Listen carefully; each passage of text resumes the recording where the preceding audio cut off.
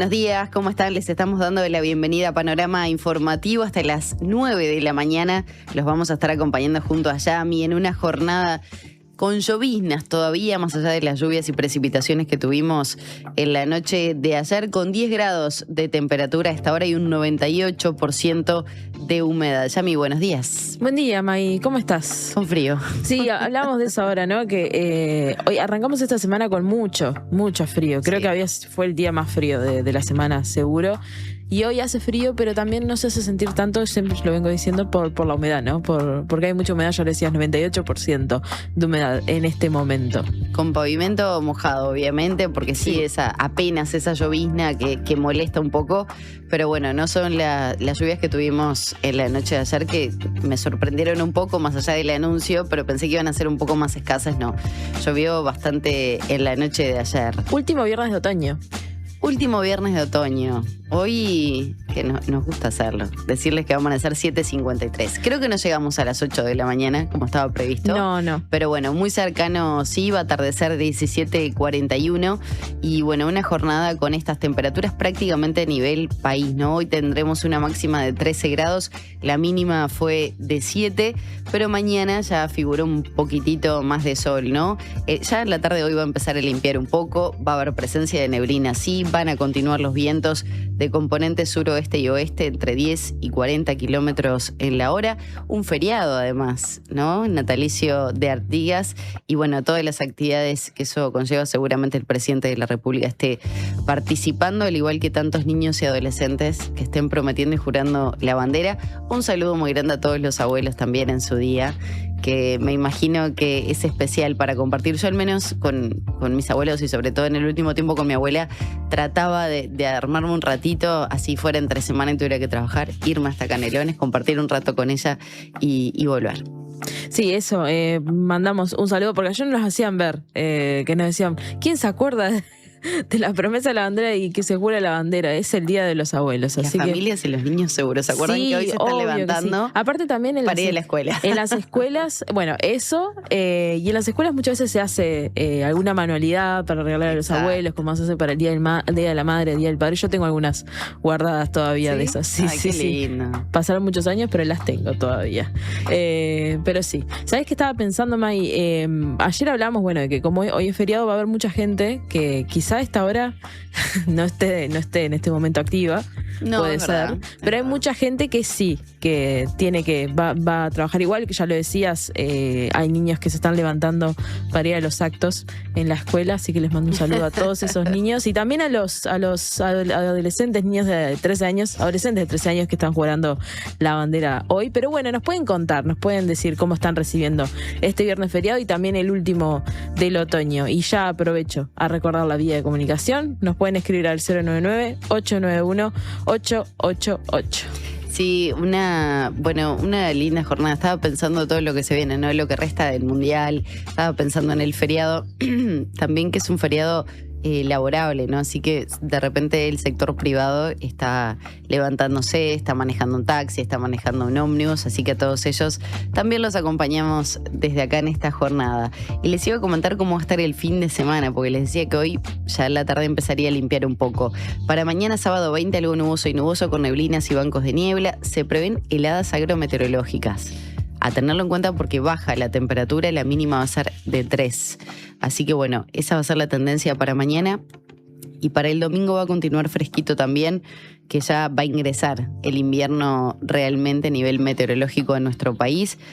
Cielo algo nuboso y nuboso con neblinas, ya se anuncian bancos de niebla para la tarde y noche y algo más de viento también, entre 10 y 20 kilómetros en la hora, 4 la mínima, 13 la máxima, será entonces para el próximo domingo. Pero bueno, tenemos mucha información para compartir junto a todos ustedes y recién saludaba a quienes se están yendo a trabajar o lo están haciendo a esta hora y nos están escuchando, por ejemplo, por la 97.9 FM aquí en Montevideo, la 102.5 FM en Maldonado y la 90.9 FM en Colonia. También a quienes de repente, ¿sabes qué hacen? Ponen o el celular o la compu arriba de la mesa y están desayunando y nos están viendo, así que los saludamos también a través del canal de YouTube de La Diaria y por supuesto a quienes nos siguen a través de la página web de La Diaria. Y a los que nos siguen por diferido. Aprovecho también. Sé que hay gente que se levanta más tarde y pone el principio del panorama informativo y va. Sí, para mí está bien. Lo único que se pierden es el enviar mensajes y estar acá en vivo, pero en realidad yo los apoyo. Divino. Me parece una buena decisión. Divino. Bueno, esta mañana les contamos, vamos a recibir a la diputada del Frente Amplio, Julieta Sierra. Le estaremos consultando por la comparecencia del ministro del Interior, Carlos Negro, que estuvo en las últimas horas en la Comisión de Seguridad. Hay varios hechos puntuales que le estaremos consultando si fueron tratados allí. Por ejemplo, uno que tomó mucha trascendencia en las últimas horas y tiene que ver con un joven que fue abatido por la policía tras un allanamiento en el barrio Borro. Bueno, si nos vamos un par de semanas para atrás, también el triple homicidio allí en el Cerro. Esto no fue a manos de la policía, quiero aclararlo porque tal vez pueda sonar como que sí. También qué está pasando con la tendencia, ¿no? Respecto a los delitos y particularmente con los homicidios, que se sostuvo ayer la comisión, que tuvo una leve suba. Bueno, los cambios a la cúpula policial, las explicaciones que se brindaron por parte del secretario de Estado, también qué opinión tiene sobre el decreto que limita la venta de municiones y a su vez el proyecto que presentó Alejandro Zavala para regular el uso de armas. Si fue abordado por Negro justamente y se dieron algún tipo de puntos de vista por parte de la policía. Bueno, como también si se informó sobre la posibilidad de incluir en el proyecto de rendición de cuentas la descentralización del Instituto Nacional de Rehabilitación, que era uno de los aspectos que también por estas horas se venía manejando. Exacto, y bueno, y hablando justamente de eso, otro de los temas, en los que está la diputada del Frente Amplio, Julieta Sierra, en el que va a estar es en la rendición de cuentas, que también le vamos a estar consultando, ¿no? Cómo se está preparando la bancada oficialista, si ya se conoce hacia dónde se van a destinar los principales incrementos que ayer hablábamos, ¿no? Que el director de OPP, Rodrigo Arim, había anunciado que iba a haber incrementos relevantes. También, cómo está viendo los reclamos de los sindicatos que hablan de gasto cero. Estos entre otros temas. Y también, May, hoy Antonio nos va a traer una columna distinta. Ayer nos hizo un resumen de su columna, Muy bueno. Nos arruinó la sorpresa, debo decir. Así que, Antonio, si estás escuchando, a mí me arruinó la sorpresa. Yo no me quería entrar al aire. Pero no importa. Pero mira, para que los oyentes y quienes están del otro lado se preparen, va a ser, como decía, una columna distinta. De un viernes en pleno, modo mundial. Los niños, el fútbol y cómo determinadas palabras pueden justamente marcar a los más chicos, ¿no? Elegir para un lado, ir por otro. Bueno, en este caso Antonio va a contar esto, pero en primera persona y me parece más que interesante, así que quédense prendiditos como siempre. Ya vamos a comenzar a desarrollar las principales noticias. De 7 a 9, Panorama Informativo. Conducción, Maggie Correa y Yamila Silva. Análisis de Antonio Ladra. Panorama Informativo. Titulares.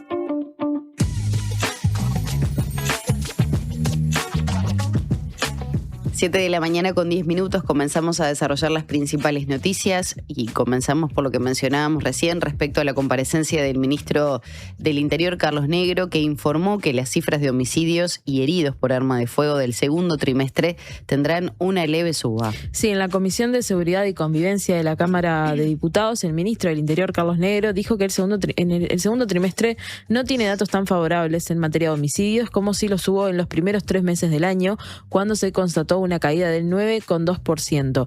Por otro lado, Negro afirmó que para el resto de los delitos la tendencia va a seguir siendo a la baja. La coalición republicana, que dio una conferencia con diputados de todos los partidos, incluido Cabildo Abierto, adjudicó los recientes cambios en la cúpula policial a las cifras del trimestre. El diputado blanco Pablo Audala dijo que quedó claro que los cambios en el Ministerio del Interior responden a que el Poder Ejecutivo está reconociendo que está fracasando y señaló que la situación no va a cambiar por más que cambie la cúpula policial. El ministro señaló que, de acuerdo a la evaluación del plan de seguridad, se van ajustando detalles operativos y advirtió que cambio va a seguir habiendo, dado que las nuevas jerarquías quieren formar sus equipos. Bueno, vamos con otros temas, pero que tienen una pata con el Ministerio del Interior, porque la familia del adolescente asesinado en un allanamiento en el barrio Borro dijo que la policía lo mató como a un perro. Sí, la policía allanó este jueves, o sea, ayer, una casa en el barrio Borro y mató a Brian Leites, un adolescente de 16 años. El operativo fue realizado a partir de una investigación impulsada por la fiscal de flagrancia de 12º turno, Mirna Busic, por una serie de tiroteos que se habían registrado en la zona. El padre del adolescente contó a La Diaria que estaban tomando mate con su esposa en el comedor y habían dejado la puerta sin llave después de haber llevado a su hija a la escuela. Según relató el padre, 3 efectivos policiales entraron en la casa y su hijo, que recién se había despertado, se asustó y se fue corriendo con un arma en la mano hacia el patio del fondo de la casa. El hombre sintió una ráfaga y gritos de su hijo y cuando miró por la ventana, la policía lo estaba tirando la camioneta.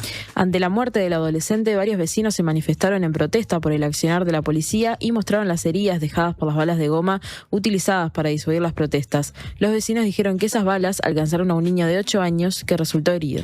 En un comunicado, el Ministerio del Interior y en su persona, el ministro Carlos Negro, informó que los allanamientos se hicieron con orden judicial y que al ingresar a la vivienda, Brian esgrimió el arma en dirección a los policías y uno de ellos efectuó disparos.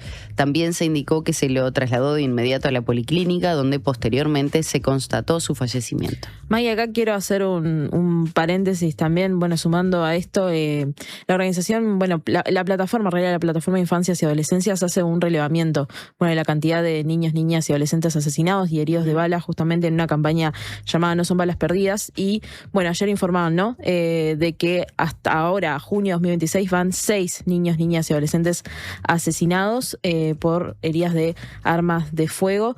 Así que, bueno, esto es lo que informaron ayer a través de una placa que es este relevamiento que hacen cada vez que sucede un hecho de este tipo. Sí, y ya les contamos también, sí, es la principal noticia de la portada de La Diaria en esta jornada, en este viernes 19 de junio. Y bueno, está el testimonio sí de los padres, ¿no? Causó conmoción este hecho.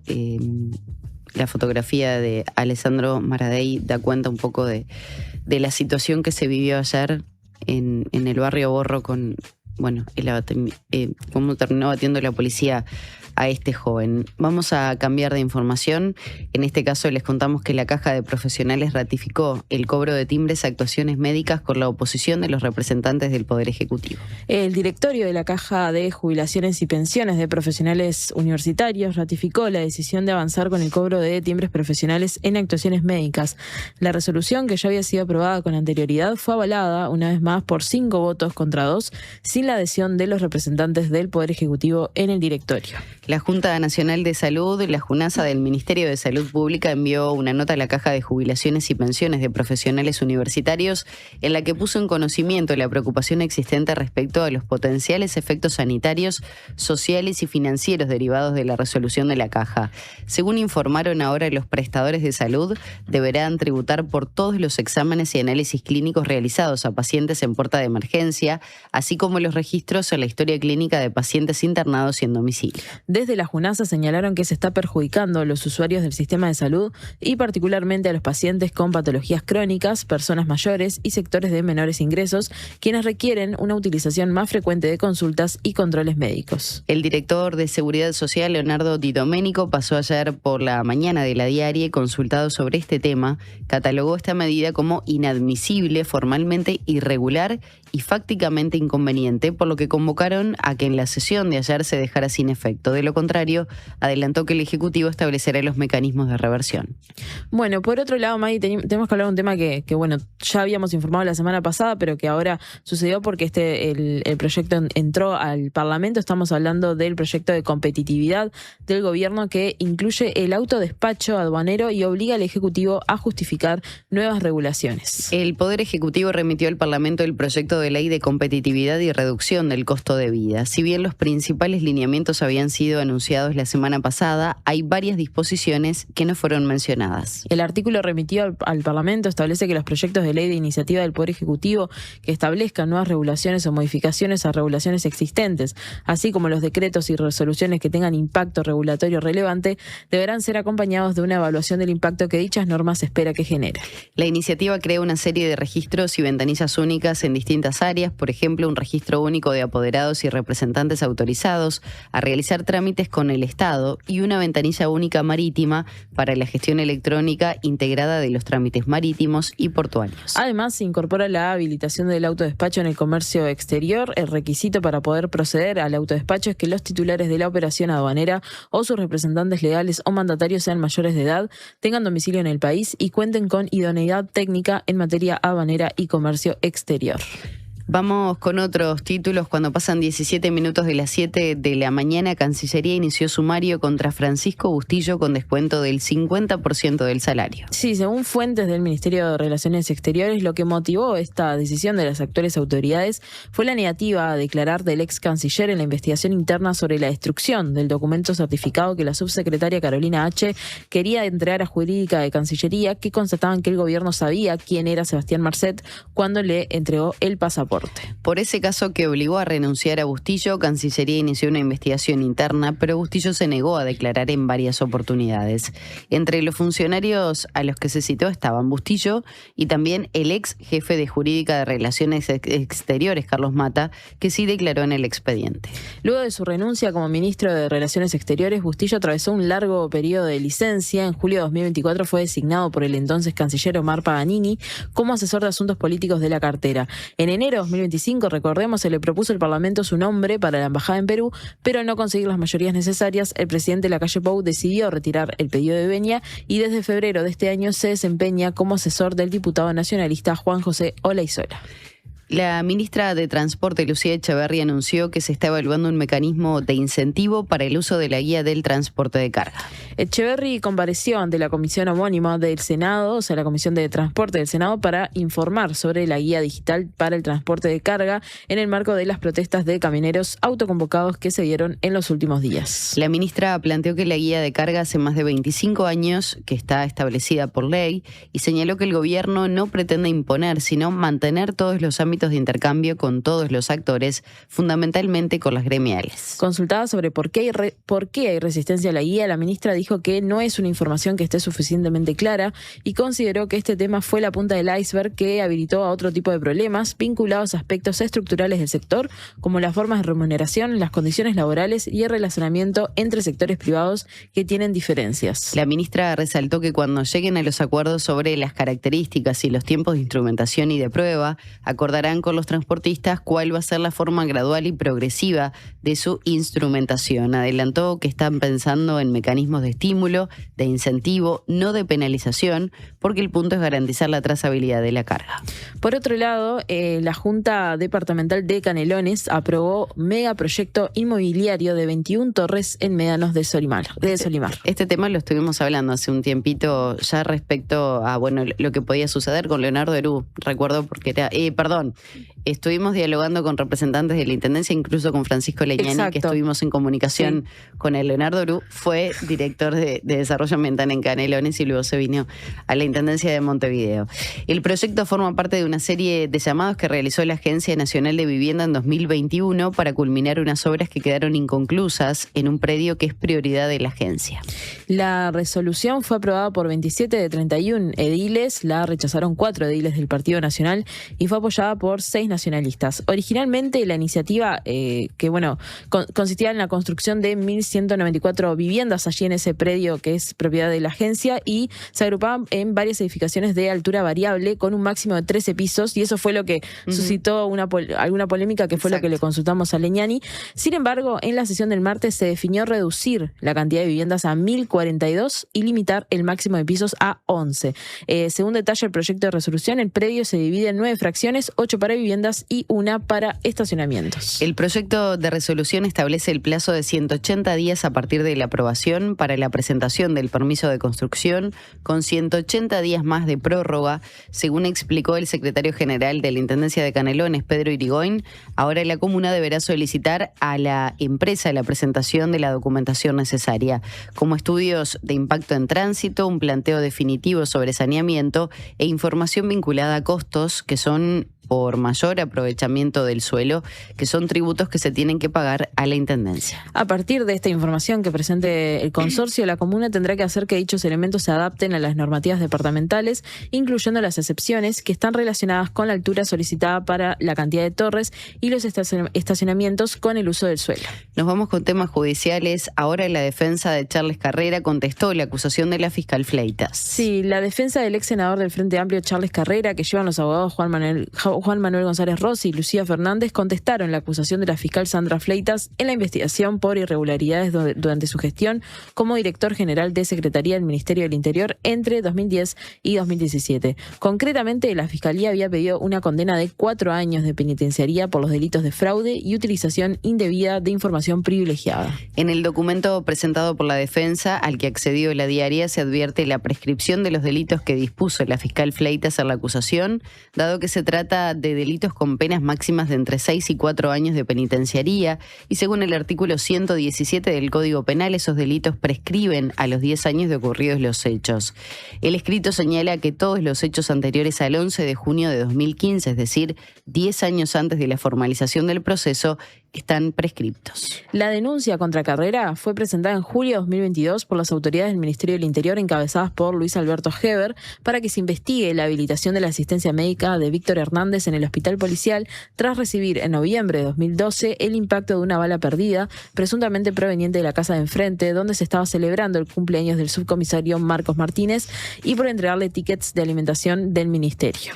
En cuanto al fondo del asunto, el escrito controvierte lo planteado por Fleitas, tanto en lo que refiere a la internación de Hernández en el hospital policial como en la entrega de tickets alimentación. Además, marca el recorrido de cómo y quiénes tomaron las decisiones y propone su testimonio en juicio oral y da cuenta del contexto en el que fueron tomadas. En total, la defensa de Carrera propone la participación de 70 testigos y ofrece 40 documentos probatorios. Maggie, vamos a pasar a la sección de futuro de la diaria, porque vamos a ver si está... yo cuando la leía me daba un poquito de cosita, pero ahora ya lo compartimos, porque un robot uruguayo que trabaja de forma autónoma competirá en Mundial de Robótica en Asia. Vean qué interesante. Este robot es capaz de identificar herramientas mediante inteligencia artificial, recogerlas con un brazo mecánico y trasladarlas de forma autónoma dentro de una planta industrial.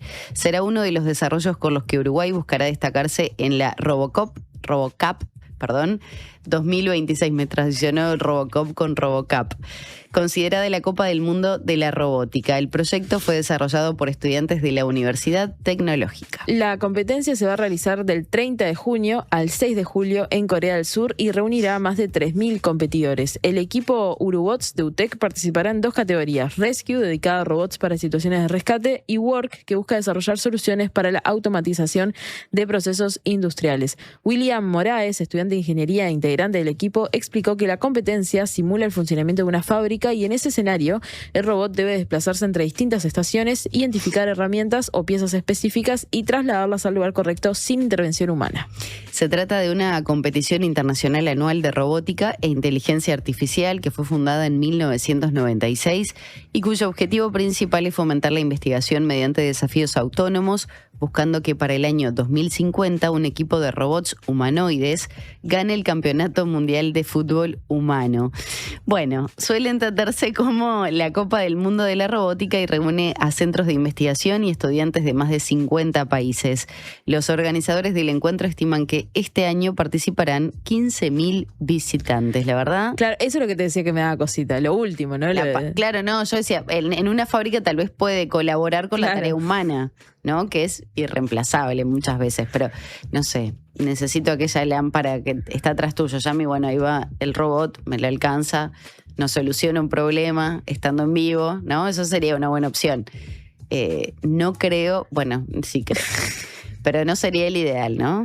No, y esto, bueno, que un equipo de robots humanoides que gane al campeón del No, ¿sabes lo que pensaba humano? yo? No, que gane el campeonato del mundo. Claro. Yo lo que digo es que se puede jugar el campeonato del mundo y cuando esté el campeón que juegue Vos decís como un partido como bueno para que prueben. la copa, ¿no? Claro. La finalísima. O sea, que no sea la real, No, sino la que un real partido no. de prueba. No, la Está real bien. no. Yo estoy de acuerdo con esa idea. Sí, se tienen que hacer abajo los robots, ¿no? Tienen que hacer la carrera de abajo. Y claro. Claro, no pueden. Desde chiquitos, Y chiquitos sí, de fútbol. ya los crean y ya tienen una Copa del Mundo. No, sí, yo estoy de acuerdo. Ojo que hoy la columna de La Antonio va a verdad. hablar de eso. Podemos incorporar el tema de los robots La verdad, humanoides. estoy de acuerdo. Hay que hacerse abajo y ganarse el derecho de piso. Me parece perfecto. Cotización de la moneda. Presenta Gales para su servicio de cambio de moneda.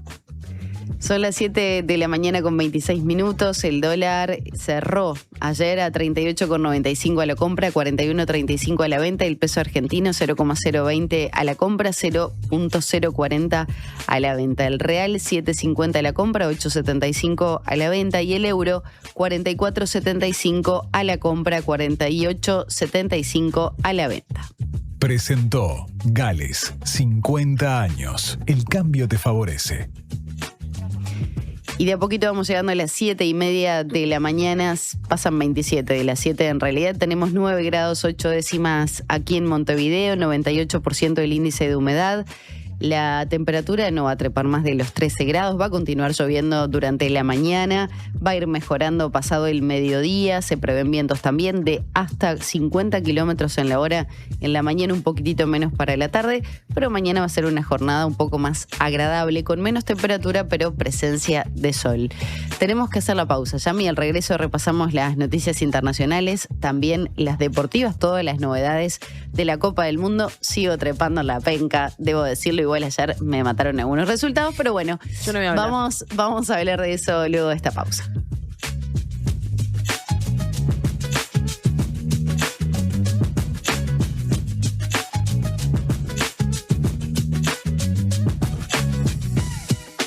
Hola, soy Agustín de Paysandú. Quería pedirle si pueden pasar la canción esa que dice te busqué en mi auto rojo a las 6. Bueno, un saludo a mi vieja y a todos los que están escuchando. Ah, y si alguien vende un Celerio, que me tire un mensajito por favor al 098-723. Cuando compras un Suzuki 0 kilómetro, los futuros compradores vienen incluidos. Lleva el tuyo vos también y asegurate la reventa. Visítanos en suzuki.com.uy o en cualquier concesionario del país. Suzuki te entiende. ¿Vas a pintar? Confía en Ciacolor. La marca de pinturas que más crece en Brasil y en Uruguay tiene el producto indicado para vos. La calidad que necesites al precio justo. Si vas a pintar, confía en Ciacolor. Siempre hay una librería cerca tuyo y la mejor forma de cuidarla es comprando ahí tus libros. En La Diaria amamos las librerías y el amor es correspondido. Por eso con tu suscripción accedes a un 20% de descuento en las siguientes librerías de Montevideo: El Yelmo de Mambrino, La Lupa, Librería América Latina, Moebius, Club Cultural Charco y Amazonia. Leer tiene beneficios. La Diaria. Una conversación informada. La Diaria Radio 97.9. Estas vacaciones de invierno, ir al Solís es un gol. 7 espectáculos para divertirte y disfrutar en el Teatro Solís. 1930, Misión Futuro de Ruperto Rock and Roll. Las 4 estaciones de Vivaldi. Alfombras mágicas y las bichipelotas. La máquina del tiempo. Agua. El faro del fin del mundo. Y alfombras mágicas de paseo. Del 27 de junio al 12 de julio. Entradas en venta en Ticantel y boletería del teatro. Teatro Solís, Intendencia de Montevideo. En Alcance Servicio de Compañía cumplimos 30 años cuidándote. Sumate vos también a la tranquilidad de contar con Alcance. Afilíate ahora con 3 meses gratis y 12 meses con un 50% de descuento llamando al 0800-2902. Alcance 30 años. Amamos cuidarte.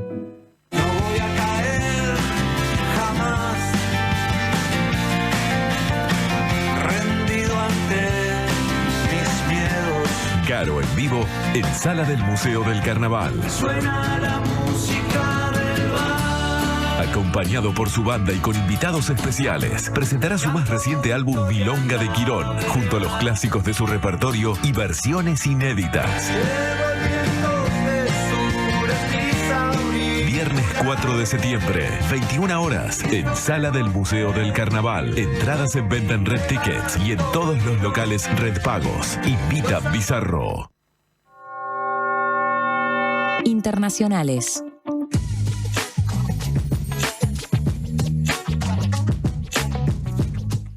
7 de la mañana con 31 minutos. Les contamos que el presidente cubano Miguel Díaz-Canel presentó reformas para liberalizar la economía. El Comité Central del Partido Comunista de Cuba aprobó un paquete de medidas que buscan reformar la economía de la nación caribeña en un contexto de bloqueo económico impuesto por el gobierno de Estados Unidos. El paquete consiste en 176 medidas distribuidas en 23 ejes y contempla, entre otros, cambios al modelo de economía planificada, la modernización del sistema bancario, modificaciones a las normas de inversión y la dolarización parcial de la economía cubana. La iniciativa ahora deberá ser ratificada por la Asamblea Nacional del Poder Popular de la isla, que se reúne el jueves de forma extraordinaria. En su discurso ante el Pleno del Comité Central del Partido Comunista, Díaz-Canel cargó contra las corrientes neofascistas y el genocidio silencioso que provoca el bloqueo sobre la isla, del cual lamentó que genera daños inconmensurables y terribles limitaciones en el pueblo cubano. Alegó que las transformaciones propuestas obedecen a la defensa del socialismo y buscan ampliar la justicia social para crear riqueza económica y distribuirla con equidad. Durante la sesión en la que se aprobó el proyecto, el integrante del Buró Político del Partido Comunista y primer ministro de Cuba, Manuel Marrero Cruz, explicó que las propuestas se complementan con el plan económico y social que impulsa el gobierno. En la sesión, el mandatario expresó que los cambios proyectados no implican renunciar a la responsabilidad social del Estado, aunque indicó que sí conciben un reconocimiento de los mecanismos de mercado como instrumento de asignación eficiente de los recursos. Vamos a avanzar ahora con otras noticias que tienen en vilo al mundo entero. La incertidumbre y las versiones cruzadas siguieron a la firma del memorando de entendimiento entre Estados Unidos e Irán. La guerra entre Israel y Hezbollah y el programa nuclear de Teherán parecen ser los principales temas que pueden convertirse en un obstáculo insalvable en las negociaciones. Los países se dan un plazo de 60 días para negociar un acuerdo de paz definitivo que deberá ser ratificado mediante una resolución vinculante del Consejo de Seguridad de la ONU.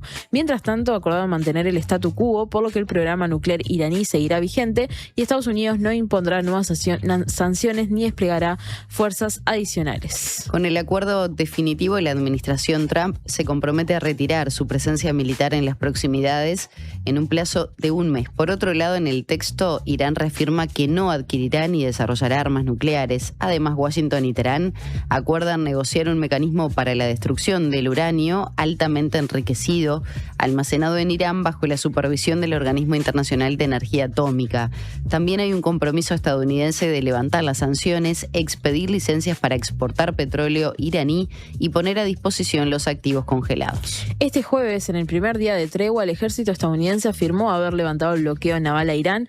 Su contraparte aseguró que la autoridad del estrecho del Golfo Pérsico tiene la tarea de expedir permisos con la mayor celeridad posible a los buques comerciales que deseen transitar por el estrecho de Hormuz. Respecto a la guerra en Líbano entre Israel y Hezbollah, Trump declaró que espera un alto al fuego total en todos los frentes, pero Benjamín Netanyahu afirmó que las fuerzas de su país permanecerán en la zona de amortiguación ocupada en el sur del Líbano mientras las necesidades de seguridad de Israel lo requieran, además de que continuaron los ataques israelíes.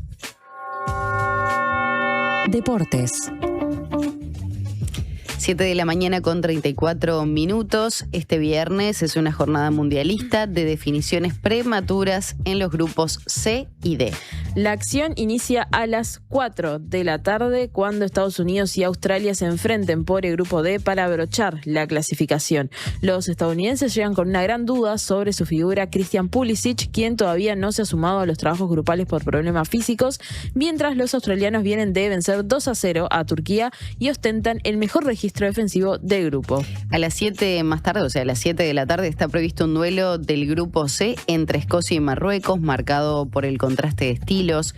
Los escoceses llegan como inesperado puntero tras ganarle a Haití y su cuerpo técnico mantendrá el esquema defensivo que le otorgó solidez en el debut y se enfrentarán a un equipo con mucha mayor jerarquía técnica que asoma con un 4-3-3 al que Achraf Hakimini es el gran motor, y si hay ganador en Estados Unidos-Australia o si Escocia vence a Marruecos, pasará a 16avos. A las 21:30 se miden Brasil y Haití por el grupo C. La noticia es que Neymar quedó descartado, se quedó en Nueva Jersey para ultimar la recuperación de la lesión en el gemelo y recién podría estar para el cierre de la fase de grupos. Finalmente, la jornada cierra a la medianoche con el encuentro entre Turquía y Paraguay por el grupo D, que llegan con el marcador en 0 tras debutar con derrotas, y el partido se transforma en una verdadera final para no armar las valijas antes de tiempo.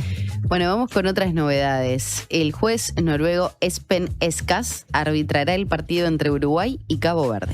Sí, el segundo partido del grupo H va a ser clave, ya que en la primera fecha hubo 2 empates que dejaron todo como al principio. En el escenario celeste, ganar es imponderable, ya que en el último encuentro enfrentará a España, el principal candidato. El noruego Eskas, nacido en Oslo, tiene 37 años y tendrá su debut en mundiales. En la última temporada europea sumó 19 encuentros internacionales, incluyendo octavos de la final de la Champions League, cuarto de liga de la Conference League y una de las semifinales de los playoffs mundialistas europeos. En 2024 estuvo en los Juegos Olímpicos de París y en 2023 en el Mundial Sub-17.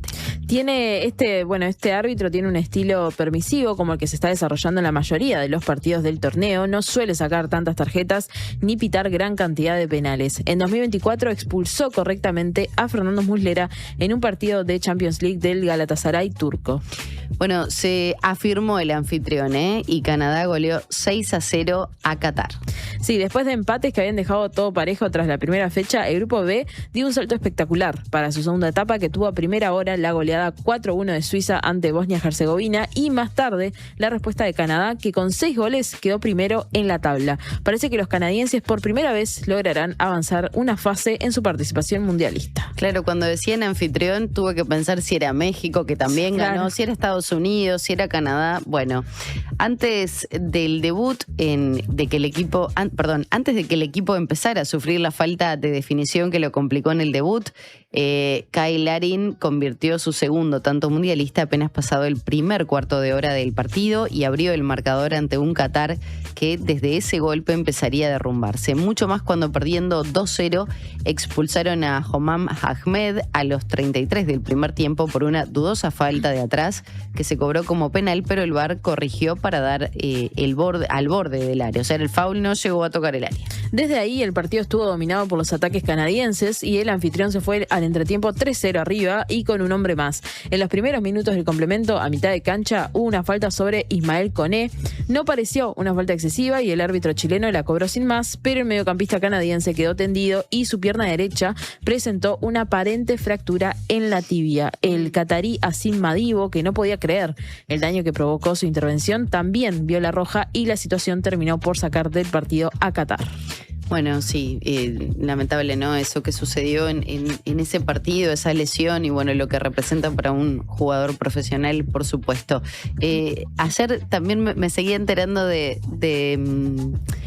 cómo se evalúa ahora, porque hay como un ranking para, si tenés la misma cantidad de puntos, quienes siguen y quienes no. Sí. Por ejemplo, en el partido de México ayer, el que ganaba ya automáticamente pasaba, más allá que falta un partido de definición, porque estaban empatados por haber ganado los dos. Claro. Hablamos de puntos, después diferencia de goles, tarjetas amarillas, y ese es otro aspecto que se tiene en cuenta ahora. Se siguen aplicando cosas nuevas para este mundial que yo al menos desconocía. Dejamos el mundial por un ratito, vamos a compartir noticias del segmento local de La Diaria. Vamos a comenzar por el departamento de Colonia. Sí, porque un diputado nacionalista por Colonia llamó a poner luces largas y cuestionó que la agenda política quede absorbida por polémicas coyunturales. Durante una intervención en la Cámara de Representantes, el legislador reclamó una mayor atención a los desafíos que enfrenta el país y cuestionó que buena parte del debate político quede atrapado en enfrentamientos circunstanciales. El jerarca sostuvo que el tiempo colectivo que una sociedad dedica a pensar y construir su futuro es un recurso escaso, por lo que consideró necesario generar espacios que permitan discutir los grandes temas nacionales más allá de la agenda inmediata. Mario Colman, que no lo mencioné en el título, que es este diputado por Colonia, señaló que mientras el debate público suele concentrarse en controversias del momento, continúan sin resolverse problemas que afectan a amplios sectores de la población. Entre ellos mencionó la pobreza infantil, las dificultades vinculadas a la salud mental, especialmente entre jóvenes y adolescentes, los desafíos que plantea el avance de la inteligencia artificial y la necesidad de alcanzar acuerdos duraderos en materia educativa. Por otro lado, el diputado aclaró que su planteo no implica cuestionar herramientas parlamentarias como comisiones investigadoras o mecanismos de control público, pero consideró que el sistema político debe ser capaz de combinarlas con instancias de reflexión estratégica ante lo que entiende como una creciente demanda para que la dirigencia atienda las preocupaciones reales de la población. Nos vamos a Paysandú porque el presidente Yamandu Orsi llegará a Pueblo Gallinal el martes para inaugurar la cosecha citrícola nacional. El evento marcará el inicio formal de una zafra que genera miles de puestos de trabajo y representa uno de los principales motores económicos del litoral norte.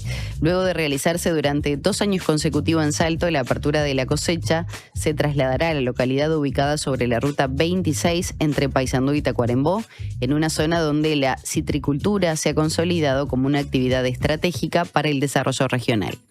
La actividad va a comenzar a las 13 horas en predios de la empresa Azucitrus, que es 100% de capitales uruguayos, donde se llevará a cabo el tradicional corte de cinta que simboliza el inicio de la zafra. Posteriormente, las autoridades nacionales, productores y representantes de distintas organizaciones participarán en una instancia abierta de intercambio con las comunidades de la zona. El sector llega a esta nueva zafra con perspectivas alentadoras. Las primeras variedades de mandarinas ya comenzaron a ingresar al mercado de Estados Unidos, donde la demanda se mantiene firme y los productores confían en obtener retornos que permitan compensar el incremento de costos. Cuando se concrete, esta se convertirá en la primera visita de Orsi al departamento, luego de que por motivos de agenda no pudiera estar en la inauguración del tomógrafo en el hospital de Paysandú el pasado 13 de abril. Y nos vamos cerquita a Salto, porque el jefe de policía de ese departamento afirmó que no hay estructuras del primer comando de la capital ni del comando Bermelo operando en Salto. El comisario mayor retirado Ernesto Cosio señaló que no se han comprobado vínculos directos con las principales organizaciones criminales de Brasil, que recientemente fueron catalogadas como organizaciones terroristas extranjeras por el gobierno de Estados Unidos. Ambos grupos tienen presencia en distintos países de América Latina y están vinculados al narcotráfico, el tráfico de armas y otras actividades ilícitas transnacionales. En el caso de Uruguay, departamentos fronterizos como Rivera, Artigas y Cerro Largo suelen ser señalados como zonas sensibles para el ingreso y circulación de integrantes de este tipo de grupos. Cosio sostuvo que en el caso de Salto sí se registran actividades vinculadas al narcotráfico y algunas de ellas presentan características similares a modalidades utilizadas por estas organizaciones, aunque aclaró que hasta el momento no se confirmó una vinculación directa. Según explicó, las investigaciones y detenciones realizadas a personas que se dedican a la comercialización de estupefacientes dan cuenta de estructuras de funcionamiento más reducidas y menos complejas, además de que en varios casos existe una relación entre los hurtos y el consumo de sustancias. Si bien evitó identificar zonas concretas, reconoció que existen áreas del departamento donde la ocurrencia de estos delitos es más frecuente que en otras y que esos puntos forman parte del monitoreo permanente que realiza la policía. Maggie nos acaban de mandar un mensaje preguntándonos: buen día, chicas, ¿será que no amanece hoy? Las 8 menos 20 y está todo está oscuro todavía. Faltan unos minutitos aún, lo dijimos, 7:53 va a amanecer en esta jornada, y lo que pasa es que realmente hay noche cerrada. Sí. Les recordamos, por si alguno se acostó temprano y no se enteró, empezó a llover en horas de la noche y eso seguramente hace que todavía demore un poco más en registrarse esa claridad. Bueno, entonces, Maggie, vamos a compartir una breve tanda y a la vuelta vamos a estar compartiendo el audio del día y también algunos mensajes, así que aprovechen estos minutos para seguir enviando mensajes al 099-891-888. Ya volvemos. Tierra de Mujeres es una iniciativa del Instituto Nacional de Colonización para facilitar el acceso de las mujeres a la tierra. La propuesta incluirá unidades de producción familiar y grupal. El cronograma de talleres informativos y los detalles de los llamados se publican en colonización.com.uy. Tierra de Mujeres es un compromiso asumido en la política sectorial de género en el agro. Instituto Nacional de Colonización. Tierra para vivir y trabajar en el campo. ¿Usted sabe por qué nos siguen eligiendo? Porque somos credibilidad, confianza, contención y compañía calificada. Porque además le brindamos a los socios más de 20 talleres multitemáticos en la Fundación SECOM destinados a promover la calidad de vida. Y muchos beneficios más. Porque estamos para usted las 24 horas, los 365 días del año. SECOM, primer servicio de compañía de Uruguay y del mundo. Hola, ¿estás escuchando Diversidad de Opiniones? ¿Estás bien? Estás en la Diaria Radio 97.9. No somos muchos, no somos pocos, pero estamos todos locos. No somos muchos, no somos pocos, pero estamos todos locos. Llega el Mundial, nos volvemos todos locos. Todos los partidos, la mayor cobertura y más de 1000 horas en vivo. Mira todo el Mundial por T-Sports, en DirecTV y T-Go. Suscríbete ahora llamando al 0800-3555. En la edición de junio de Le Monde Diplomatique Uruguay, el plan de Estados Unidos para la inteligencia artificial que preocupa al Vaticano. En el mundo, la crisis de la izquierda y el auge del Islam en Indonesia, el naufragio maliense y la revancha argelina tras el Brexit. ¿Se unirán las Irlandas? En la región, Perú vuelve a partirse en dos, un nuevo cerco indio en Bolivia y las conquistas y reveses del gobierno de Petro impactan en la segunda vuelta en Colombia. Además, la incidencia de Israel en la política de Alemania y de Eslovenia con el marco de la limpieza étnica en Palestina. Suscríbete en lemonde.uy y recíbelo en tu casa. Le Monde Diplomatique, la diaria.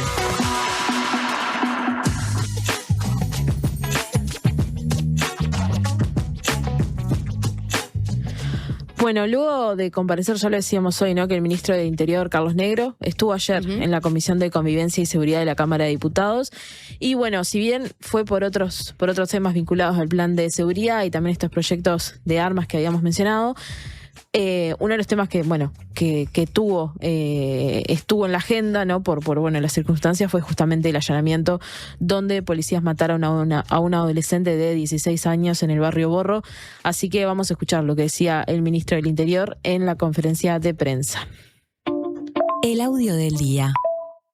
La policía ingresó con cámaras GoPro, lo cual permitió un registro acabado de todo lo que ocurrió hoy en la mañana, por lo que ese dato nos da una gran tranquilidad respecto del procedimiento policial, de la acción del policía que dispara contra el adolescente. En la finca se incautaron armas de fuego, otras armas de fuego, que se incautaron cargadores que son de fabricación casera y que se utilizan para aumentar el poder de fuego de las pistolas que se encontraron allí, que tenían su numeración también borrada. Es decir, estamos hablando de incautación de armas que fueron modificadas para aumentar su poder de fuego y que fueron anulados sus signos de identificación.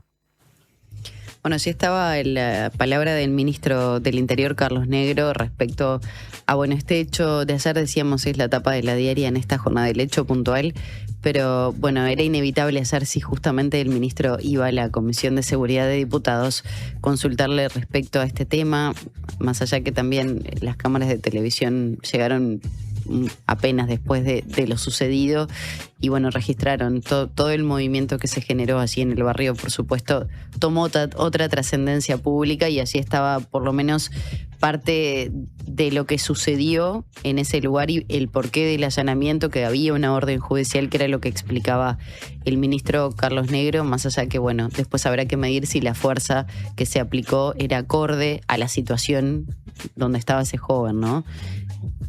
Creo que por ahí va a pasar un poco la investigación del Ministerio del Interior, más allá de esa orden judicial, por la presencia de armas, por la incautación de armas adulteradas, pero la proporción de la fuerza que se ejerce hacia un joven, un adolescente, y se lo termina batiendo por parte de la policía, habrá que ver si pasa por ahí la investigación, ¿no? Sí, se habla de 6 tiros, ¿no?, que los policías le dieron a este adolescente de 16 años.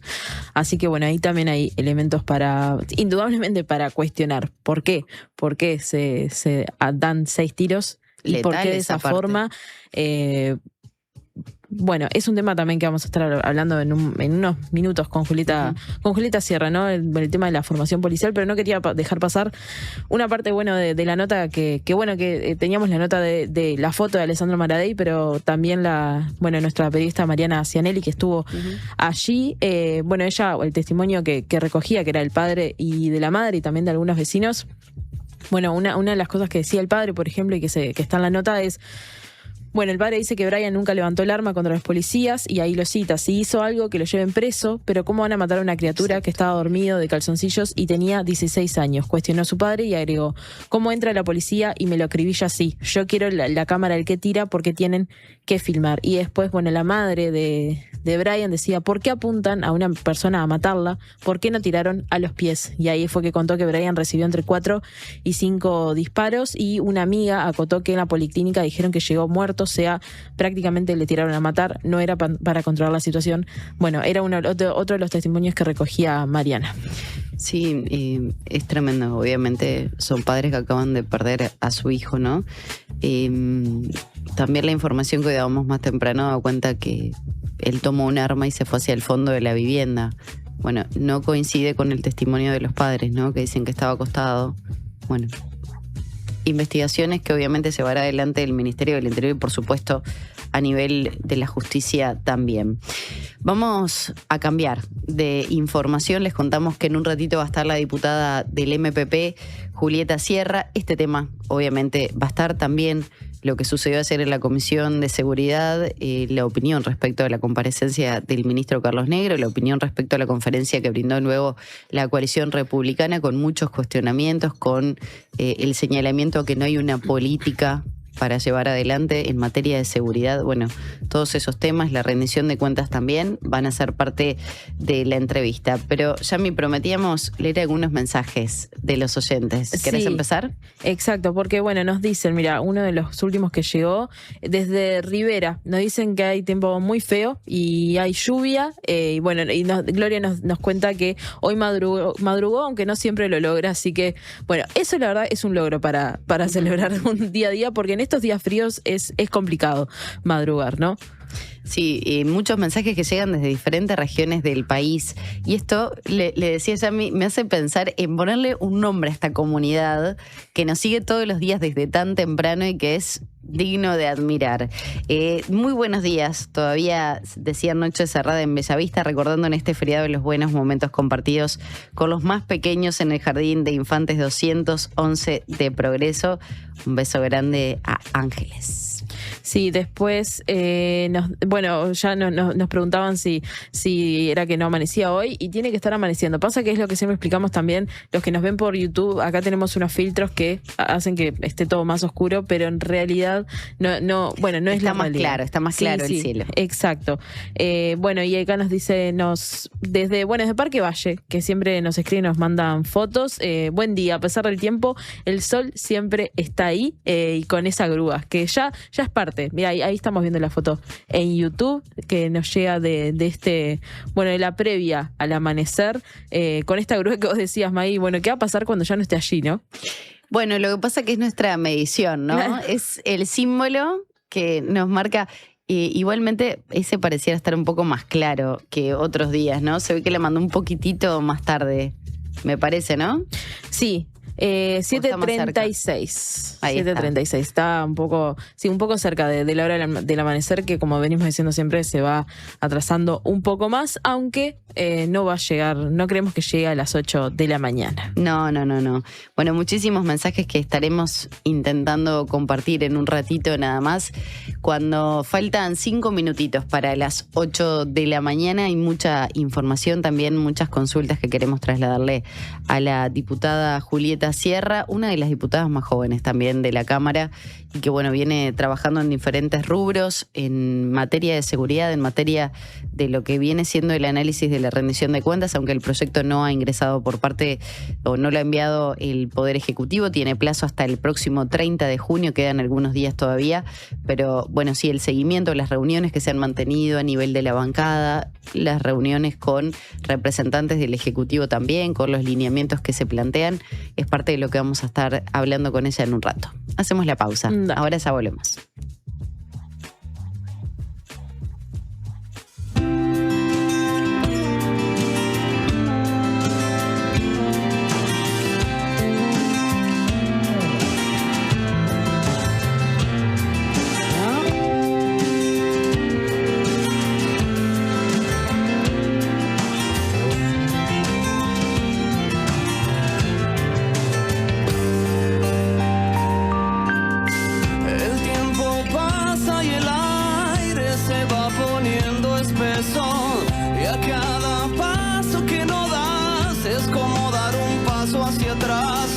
Y en los momentos en que estoy más herido, no me olvido que lo más hermoso está en lo simple de las cosas.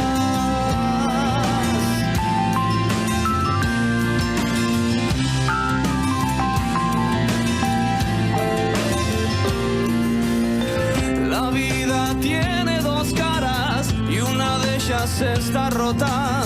Y aunque mi mente te olvidó, mi corazón nunca te perdonó. Y cada vez que no me ves, no tardo más de un segundo en caer al suelo, al suelo. Y en lo más simple de las cosas, en lo más simple de las cosas, en lo más simple de las cosas, en lo más simple.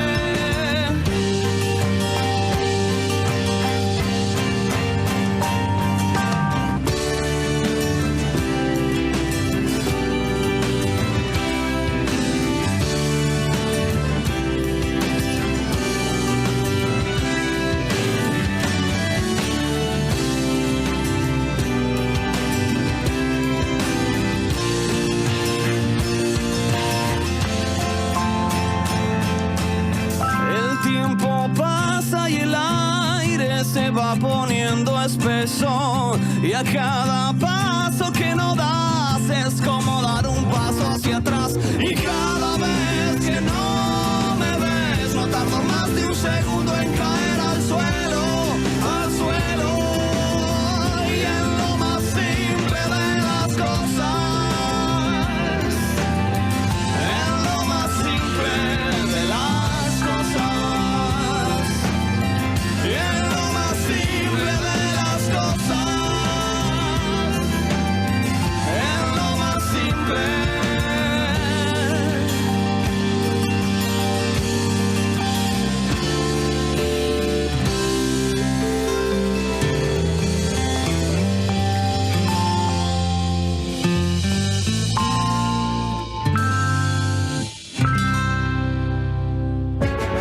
Hubo un momento en que todo era incertidumbre y mientras muchos esperábamos respuestas, Gonzalo Moratorio trabajaba para encontrarlas. Su aporte ayudó a Uruguay a enfrentar la pandemia. Hoy, Gonzalo necesita de nosotros. Colabora con el colectivo solidario en locales Habitat o a través de la app. ¿Cómo es estudiar en la UCU? Es estar en movimiento, sintiendo cómo ideas, personas y lugares se transforman. Es conectar con otros para potenciar tus ideas y generar impacto en lo que nos rodea. Es ser parte de la propuesta universitaria más innovadora y actualizada del país, que te impulsa a desarrollar tus talentos. Universidad Católica del Uruguay, el futuro que está en vos y en nosotros. Gracias por escucharme. Muchas gracias por explicarme. Gracias por toda la ayuda. Estas son palabras recientes de nuestros pacientes, pero los agradecidos somos nosotros, porque tu elección nos hace superarnos cada vez más y ser la mutualista con los mejores profesionales del país. En junio, si tu número de cédula termina en 6, venía un nuevo CASMU. Afiliate en nuestros locales, en la web o a través del 1444. CASMU, estamos para cuidarte. Consulte las condiciones. Cobertura total de asistencia médica. Hola, ¿estás pensando en el mundo? Estás bien. Estás en la Diaria Radio 97.9. Este 2026 hay mucho en juego y por eso TCC se la juega con todo. Tenés 3 nuevas señales con los 104 partidos del Mundial, Libertadores, Sudamericana, FIBA, Ligas Europeas y más. Jugá con TCC desde 1.065 pesos por mes. Además disfruta el pack América y el Mundo con señales argentinas. Informate ahora llamando al 2410-1616 o en tcc.com.uy. TCC, todo el deporte a un precio increíble. Estamos en todo lo que haces. Si querés saber todo sobre tu consumo, descubrí la app UTE Clientes. Podés conocer tu consumo en cualquier momento, hacer trámites, consultar tus facturas y mucho más. Descargala ahora. UTE, avanzamos con energía. Sigue el Mundial y la cobertura de la Diaria Radio. Este sábado desde las 16, Alemania Costa de Marfil. Y el domingo desde las 17, Uruguay Cabo Verde. En vivo desde Enriqueta con el equipo de deportes de la Diaria y Por Decir Algo. Y contactos con nuestro enviado Fermín Méndez. Subí el volumen. La Diaria Radio está en el Mundial. Una presentación de Antel, DirecTV, Bro, Negal y UTE. Presenta Tigo. Red y cobertura a donde vayas. Lo bueno pasa contigo.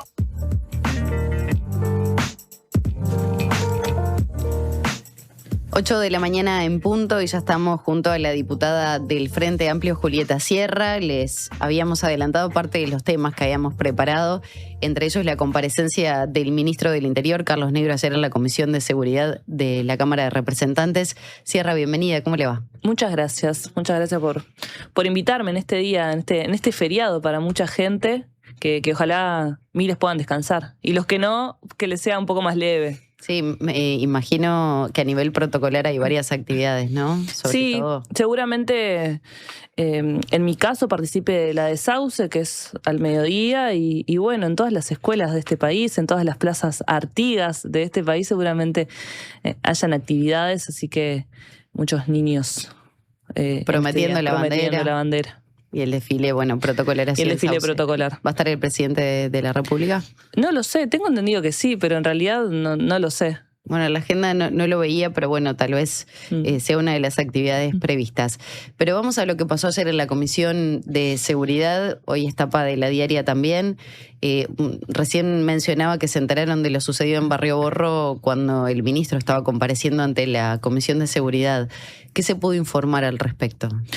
Bueno, el ministro ya hace varias semanas que tenía la comparecencia agendada en la Comisión de Seguridad y fue a solicitud entre el ministro y entre la bancada oficialista para conversar sobre avances del Plan Nacional de Seguridad.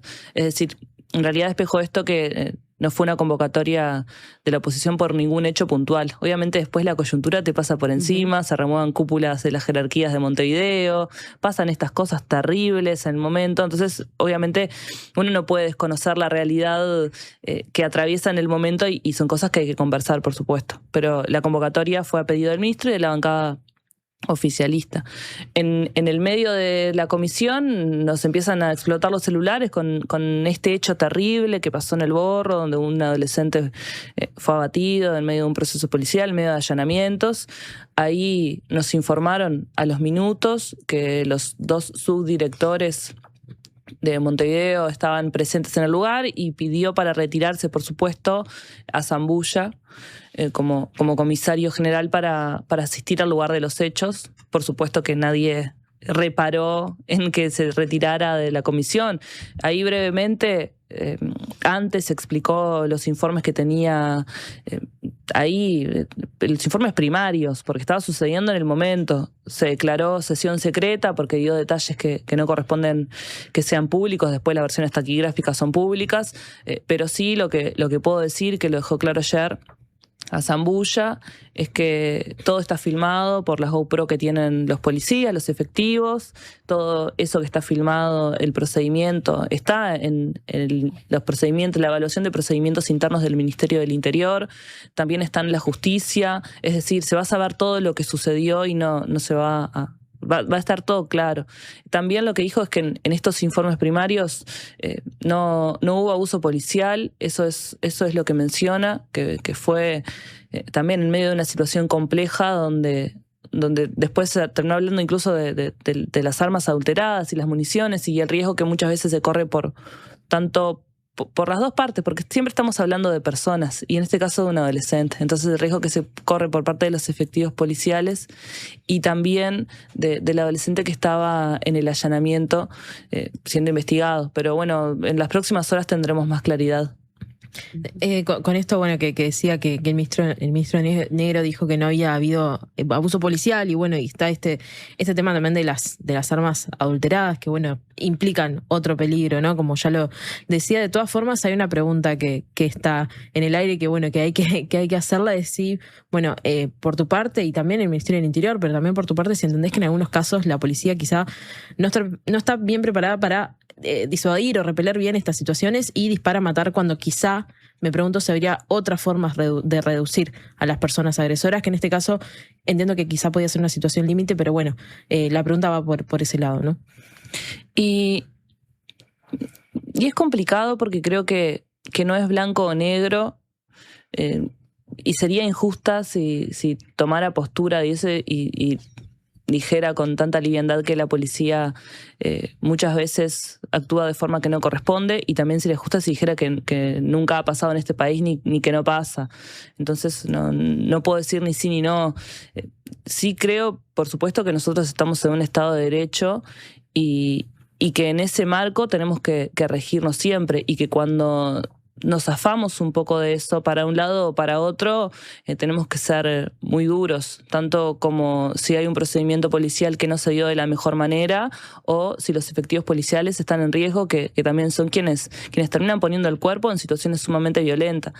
Creo que es importante que todo se aclare, que no quede en una nebulosa, y que si en este caso puntual no hubo abuso policial, que ayer lo dijo el ministro, en estas investigaciones primarias, porque habían sucedido hace 15 minutos los hechos, o sea, era muy difícil también decir con precisión, que siempre se aclare, y en todo caso que quien tenga que pagar las consecuencias de lo que hizo de un lado o de otro, estén presentes esas cosas. Pero creo que es importante respaldar a los funcionarios policiales, eso me parece importante, porque estamos en una situación muy compleja de violencia, donde yo no lo puedo atribuir, de hecho, a ningún partido político, ni quiero armar una riña electoral de esto, porque estamos en una situación compleja que se viene generando a través de los años, y bueno, y lamentablemente muchas veces los efectivos policiales también son quienes terminan siendo la cara visible, quienes terminan poniendo el cuerpo en estas situaciones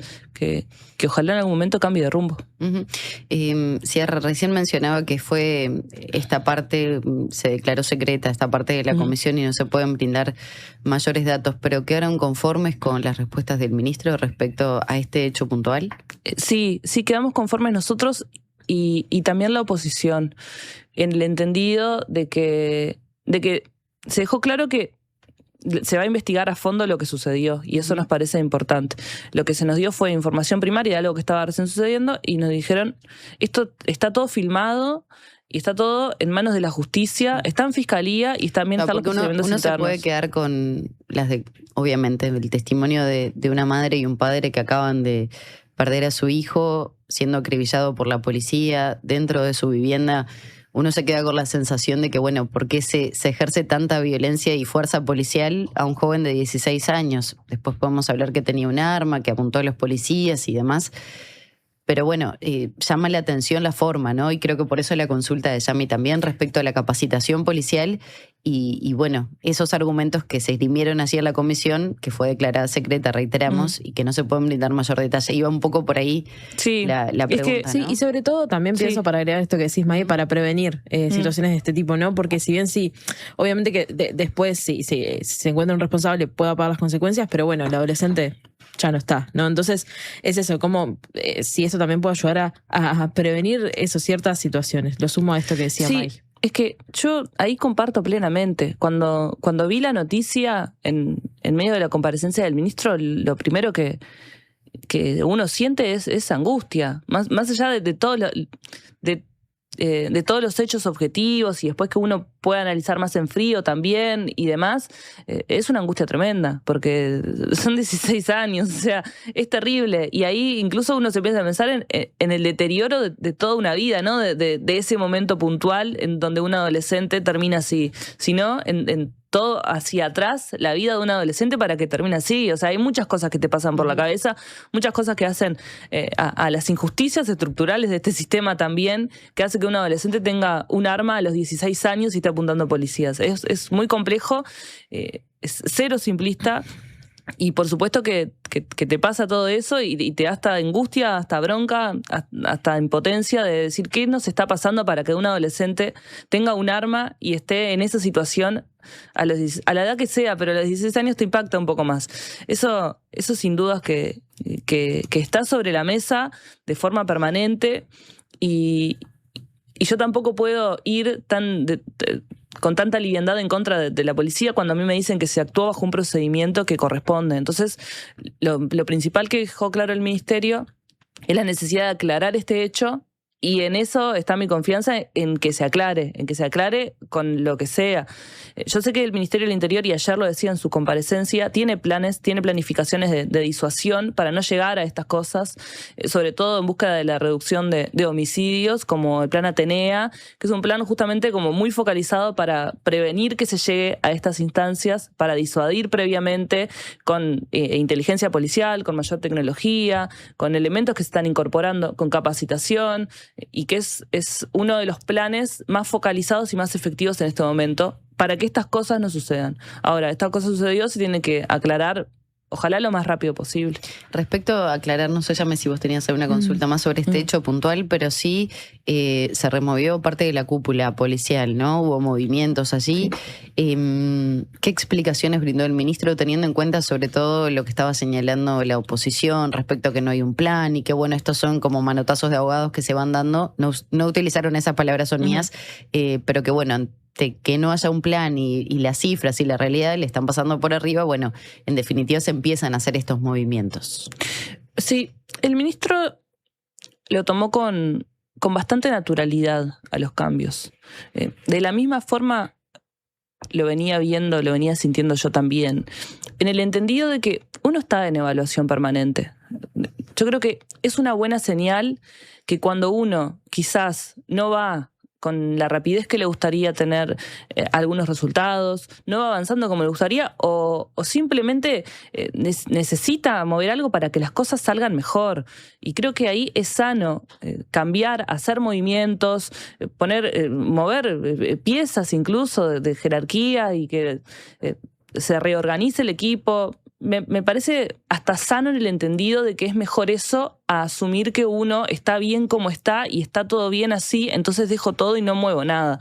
Por supuesto que se pusieron ejemplos. Ayer el diputado Mariano Tucci lo mencionaba en la comisión, puso ejemplos de cuántas veces se removieron comisarios y se removieron jefes departamentales en años previos, que también es algo, no te digo que es algo común, porque quizás la palabra no corresponde, pero sí es algo que tiene que reverse de forma permanente. Entonces, no es que hubo un hecho puntual que hizo que se removieran jerarcas de la cúpula, sino es, bueno, estamos en evaluación permanente. También se han removido otros jefes departamentales por diferentes motivos, y creo que eso está bien en el entendido de que a veces uno pretende que los cambios sean más rápido de lo que uno los está viviendo, a veces las cosas toman otro rumbo.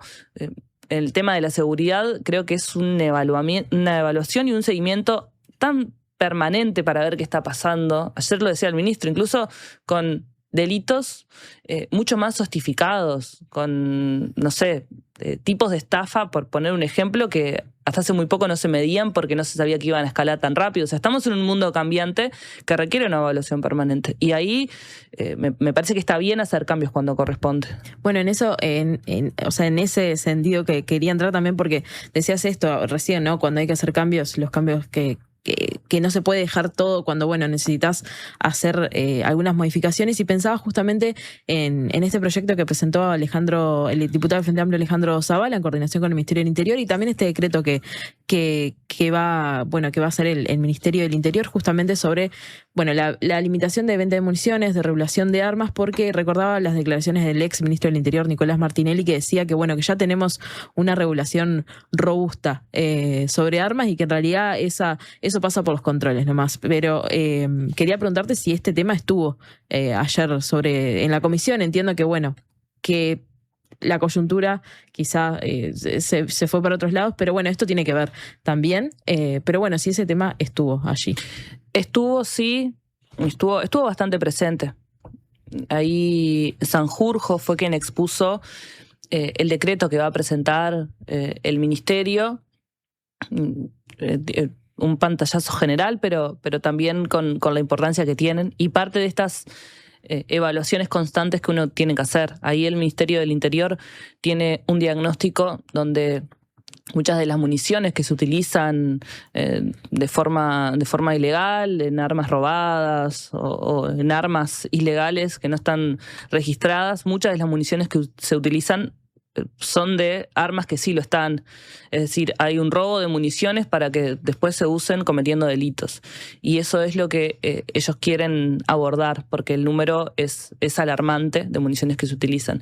Ellos ahí dejan claro que esto no va a afectar a los cazadores sí, pues o en otras utilizaciones. Ya se convocaron movilizaciones. También dejaron claro que el decreto va a quedar explícito de que no afecte quienes lo utilizan de otras formas, ni es un desarme, como también se ha dicho o he leído por ahí, a la población en momentos de violencia donde uno tiene que poder defenderse. No va por ese lado, sino también para poder evitar que se arme un mercado con municiones que corresponden a armas reguladas, que las roban para después utilizar en estas cosas. Y en ese sentido estamos esperando el decreto para poder saber con exactitud qué es lo que dice.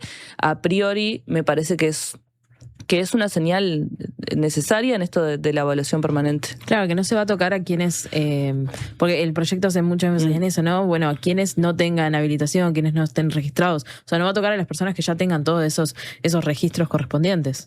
Y hay que ver el decreto para ver exactamente cómo lo dice, pero ese es el espíritu y lo dejó claro ayer Sanjurjo.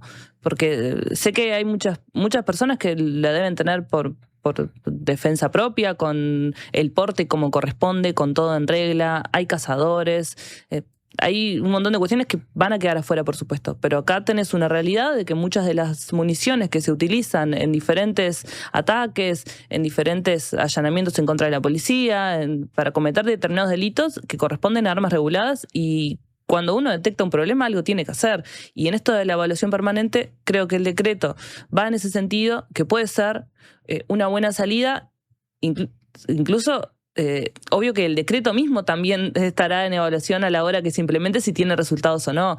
Acá me parece que lo importante es dar la señal.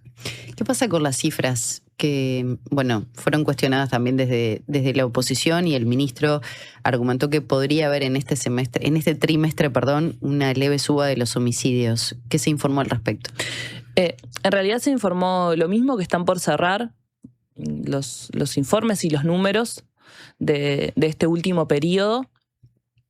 Ellos todavía no tienen con claridad cómo van a cerrar esos números. Además, se están midiendo mucho más indicadores que lo que se medía anteriormente para determinar delitos. Pasamos de 5 indicadores a 15 solo en el comienzo de este periodo. Entonces eso también complejiza algunas cosas, pero en el buen sentido, en el tener el detalle de lo que está pasando, complejizar en el buen sentido de pasar a medir de 5 indicadores a 15, triplicarlo solo en un año y medio.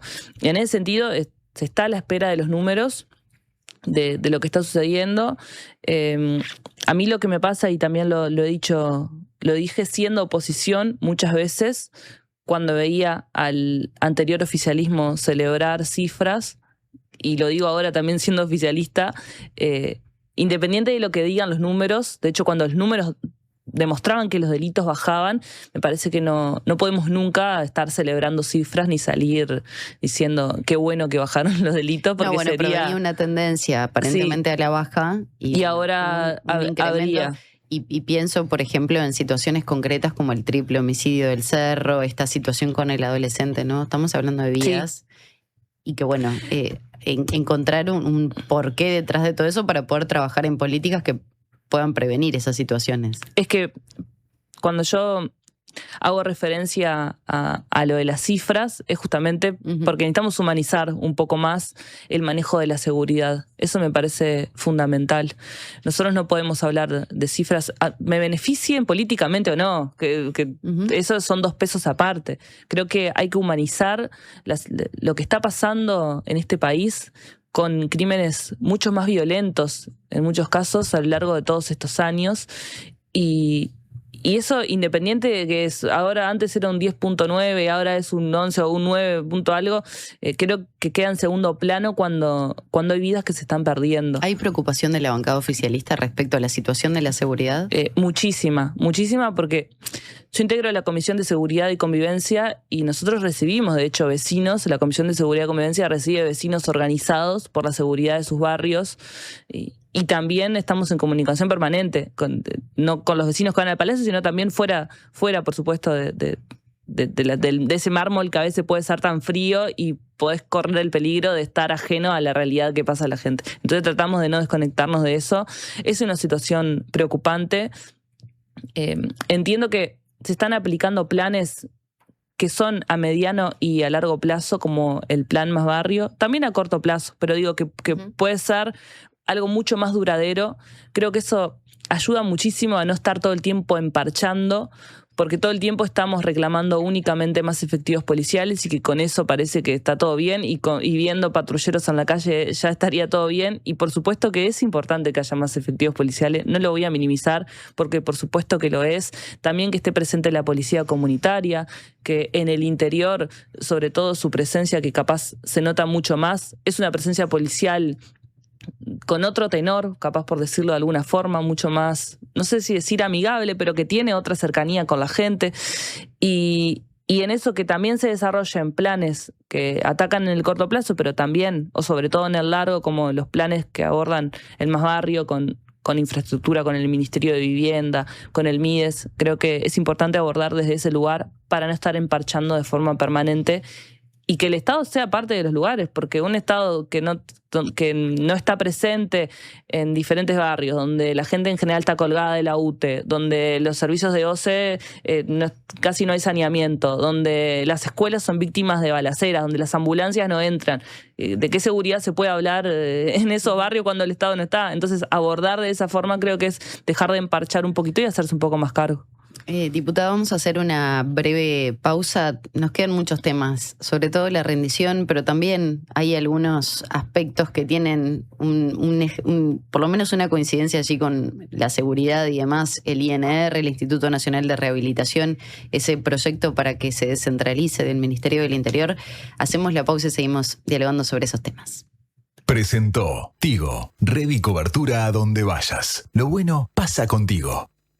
A ella se la ve bien. El termómetro no marca fiebre, aunque tiene la gargantita un poco... ¡Roja! ¿Roja le sacás? ¡Ah, sos un fenómeno! Dale. Lleva el fútbol contigo y toda la Copa Mundial de la FIFA. Contratando o renovando tu plan Tigo con cualquier equipo Samsung, tenés 2 meses incluidos de Paramount Plus para seguir todos los partidos vía D-Sports. Tigo, lo bueno pasa contigo. Bases y condiciones en tigo.com.uy. Chacra La Martina, donde todo lo bueno sucede. Eventos, celebraciones sociales, empresariales, restaurante y salón de té. Además, hospedaje con ricos desayunos de campo a 20 minutos del centro. La Martina, al oeste de la ciudad. Seguinos en redes. Este año viajá por Uruguay de punta a punta con Red Pagos. Participá y ganá una escapada para 2 personas, todo incluido. Desde Artigas hasta Montevideo. Vos elegís el destino. Registrate en ganarestamacerca.com.uy y suma chances pagando en locales de Red Pagos o en Mi Red Pagos. Red Pagos, más cerca. Ver bases y condiciones en ganarestamacerca.com.uy. Hola, ¿estás formando tu propia opinión? Estás bien. Estás en la Diaria Radio 97.9. La Triple Nelson vuelve a la trastienda presentando temas de su nuevo disco de amor, de locura y de guerra, más los clásicos de siempre. Sábado 15 de agosto, la trastienda Montevideo, 20-30 horas. Banda invitada, Vientos de Libertad. Entrás a la venta en Pass Line. Homeopatía Olivencia. Idóneos en elaboración de fórmulas homeopáticas y florales. Lográ el bienestar físico y emocional de forma natural. Olivencia te escucha. Comunicate al 099-471074 o visita nuestra web olivencia.com.uy. Llegó a Carper la promo que estabas esperando. Llévate hoy mismo tu nuevo Chevrolet Spark EV a solo $22.990 financiando con HSBC. Carper, tu Chevrolet, marca Carper. El Dorado te ayuda a planificar tu semana. Vos atendés estas ofertas explosivas. ¿Qué tenemos pensado para la semana? En la cocina improviso. A veces no me queda muy bien, pero bueno, se come. Estas ofertas son infalibles. Mira, asado de primera, el kilo 389 pesos. Con descuento pro, 289 pesos. Matambre, el kilo 329 pesos. Con descuento pro, 289 pesos. Hamburguesa Hammy, pack 24 unidades, oferta 599 pesos. Con descuento pro, 539 pesos. Está buena. Super ofertas explosivas en El Dorado. Del jueves 18 al domingo 21 de junio. El Dorado, siempre cerca. Presenta BHU, tu sueño, tu banco.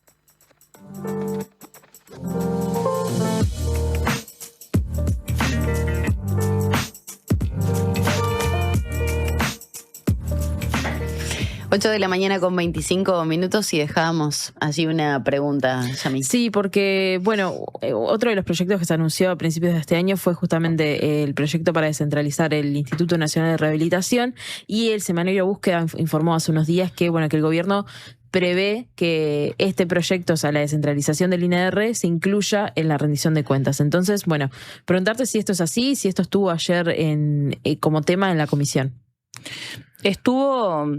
Estuvo al pasar, en el entendido de que lo vamos a trabajar con profundidad en el marco de la rendición de cuentas.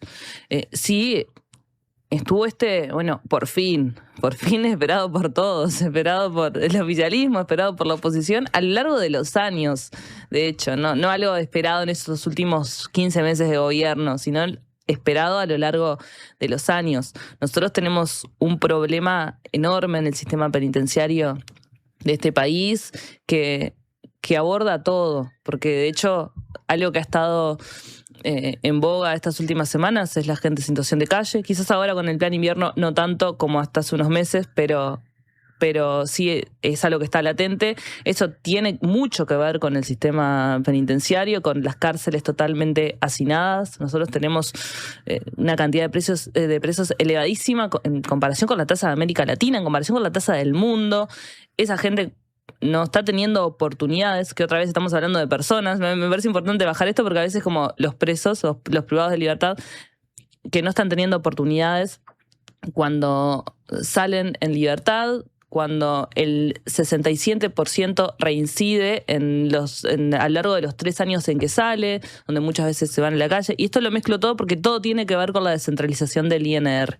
Porque cuando vos no tenés un proceso de rehabilitación real, es imposible construir otra cosa, porque la cárcel muchas veces, además de tener una mala clasificación incluso, en cuanto a que a veces termina siendo mucho más contraproducente para la persona que va presa, que cometió un delito y termina saliendo y comete delitos peores. O sea, creo que hay todo el mundo. Entonces ahí el INR, el rol que tiene que cumplir el Instituto Nacional de Rehabilitación es fundamental. Su descentralización creo que tiene que ser una prioridad en estos próximos meses, y ahí lo estaremos trabajando en la rendición.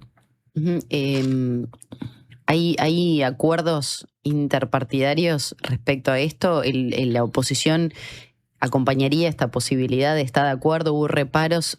¿Cómo se trabajó ayer ese tema? Están de acuerdo con la descentralización. Eso sí, ya lo han manifestado. De hecho, hay proyectos de la oposición presentados en el marco de la descentralización. Bordaberry presentó uno, creo que ni bien inició el periodo, para descentralizarlo. Seguramente una vez que tengamos el contenido del proyecto, haya una discusión fuerte igual sobre de qué formas se descentraliza y qué jerarquía y qué organigrama se arma, ¿no? Porque también hay muchas cosas que hay que rever. Los recursos que se destinan. Discusión va a haber. Creo que hay consenso, no sé si decir unanimidad, porque no lo sé, pero sé que hay consenso y hay acuerdo de todos los partidos para que se descentralice. Una discusión fuerte va a haber igual, de todas formas, justamente, valga la redundancia, en qué forma se realiza eso. Claro, lo doy por hecho. No hay detalles de eso. Lo doy por hecho. Doy por hecho que no iba a haber una discusión fuerte en ese sentido. Bueno, y ahí entonces pensando ya en lo que va a ser el diálogo con la oposición, cuando ingrese la rendición de cuentas, que es el 30 de junio, bueno, ¿cómo se prepara también la bancada oficialista, ¿no? Para trabajar en esta rendición, tanto, bueno, el trabajo propio de la bancada, pero también luego en el diálogo con, bueno, los diputados opositores? Nosotros ahí está las oposiciones, me gusta decirlo a mí, porque está súper cambiante, incluso dentro de los propios partidos políticos. El tenor del debate, del diálogo, es diferente dentro de los propios partidos políticos. Hace unas semanas había un diputado del Partido Nacional que prácticamente nos insultaba en cámara, y después otro del Partido Nacional con el que estamos tejiendo esta previa a la rendición, que es el diputado Sebastián Andújar, con el cual estamos en comunicación permanente, no en mi caso, pero sí en el caso de Silvia Verguren, que va a ser la presidenta de la Comisión de Presupuesto. Y nosotros en este momento estamos en una situación donde el oficialismo no tiene los votos, no tenemos los votos. De hecho, Cabildo Abierto, que la gente a veces asocia de, bueno, ya cerraron algo con Cabildo, está como en un imaginario, ya se ha manifestado en contra, en la diaria, de hecho, se ha manifestado. Hizo un montón de pedidos también. Hizo un montón de pedidos. Eliminar la institución de derechos humanos es uno, por ejemplo. Bueno, entonces ahí es cuando se complica un poco poder negociar, porque hay cosas que no se negocian. Y hay cosas que sí. Entonces creo ¿Cuáles se negocian, por ejemplo? ¿Cómo? ¿Cuáles se negocian de las que pide Cabildo? Y no sé exactamente qué es lo que pide. La presión domiciliaria para los presos de Domingo Arena no, la institución de derechos humanos no, pero ¿qué se puede negociar con Cabildo, por ejemplo, de los planteos que hace? Mira, yo en este momento veo a Cabildo bastante cerrado de la negociación, porque cuando uno pide cosas de ese tenor que sabe que no va a tener el visto bueno del otro lado, es porque querés negociar, es porque no. Igual falta todavía y confío que se van a poder llegar a acuerdos. Pero que es como una puesta en escena que hace Cabildo. Estamos dispuestos a negociar, pero si se acepta esto, entonces como sabe que no va a haber un paso para adelante del Frente Amplio, ¿no? No lo sé. Ojalá no sea una puesta en escena. No lo sé de verdad. Me acuerdo que en el presupuesto pasado costó muchísimo y al final terminamos acordando un aumento salarial para los escalafones más bajos del Ministerio de Defensa, que ganan 40.000 pesos, 37.000 pesos nominales. Es decir, es como el escalafón más bajo y se logró a través de un incremento de 1.000 pesos mensuales, de forma gradual, de hecho. Yo qué sé, son conversaciones que están muy incipientes.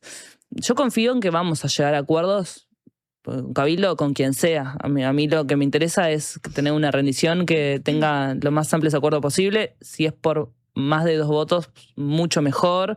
Ya te digo, estamos en muy buena conversación con diferentes legisladores del Partido Nacional, del Partido Colorado, con Conrado Rodríguez del Partido Colorado. Trabajamos todo el presupuesto y tenemos muy buen vínculo a la hora de dialogar.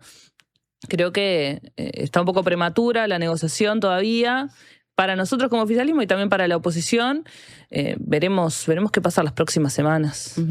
El director de la OPP, Rodrigo Arim, ha señalado y negó que la rendición de cuentas sea gasto cero. Dijo que va a haber incrementos de alguna manera relevantes para algunos sectores. ¿Ya se pudo adelantar algo en reuniones que se han mantenido o en diálogos informales respecto hacia dónde van a ir? Primera infancia, iban a tener aumentos, ¿no?, significativos, no dentro de la rendición, pero sí en algunos aspectos puntuales con esos bonos y demás. Pero ¿qué información se tiene hacia dónde podían ir esos incrementos? Bueno, ahí la rendición gasto cero no va a ser, para empezar, porque va a incluir uno de los resultados del diálogo social, que es la unificación de las transferencias a las infancias y el aumento, que ha sido uno de los compromisos del Frente Amplio desde que asumió, cómo contribuís a que la pobreza infantil baje.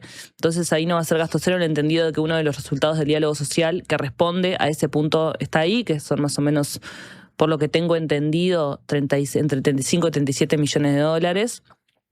Después aspiramos a que también haya otros incrementos. Por ahora son aspiraciones que se estarán cerrando en estos días antes de que ingrese. Las prioridades el ministro del Interior lo dijo ayer y lo ha dicho en otros lados también, que tiene una prioridad en esta rendición de cuentas. No sé más detalles, pero simplemente porque no conozco la rendición, pero según lo que hemos conversado, el Ministerio del Interior va a ser uno de los beneficiados, privilegiados o priorizados en esta rendición.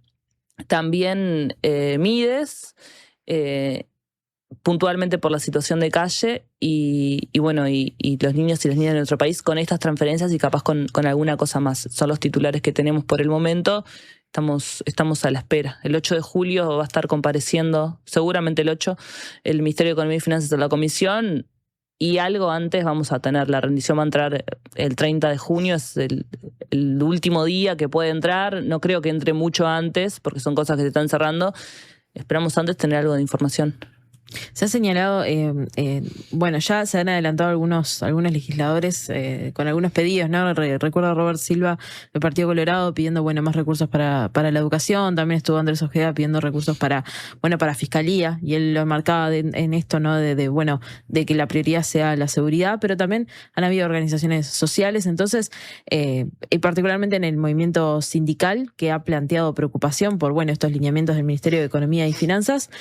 ¿Cómo ya han dialogado con esta parte del ámbito político, no tanto con los senadores, pero sí con las organizaciones sociales que quizá plantean alguna preocupación con respecto a la rendición? Nosotros ahora, en estas semanas, como bancada oficialista, quienes integramos la Comisión de Presupuesto integrada con Hacienda, vamos a estar teniendo diferentes reuniones informales con diferentes sindicatos y con diferentes organizaciones sociales. Y creo que ahí vamos a tener un pantallazo más claro.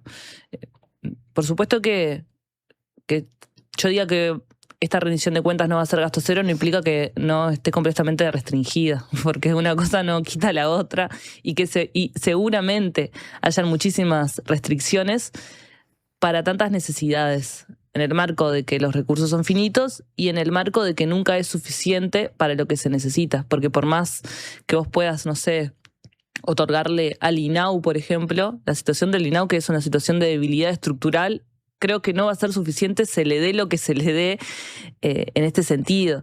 Entonces, sé que van a haber planteos de todo tipo. Creo que todos los planteos que realizan, o al menos mi experiencia en el presupuesto el año pasado, de todos los planteos que se realizaban, tienen un poco de razón, tienen validez.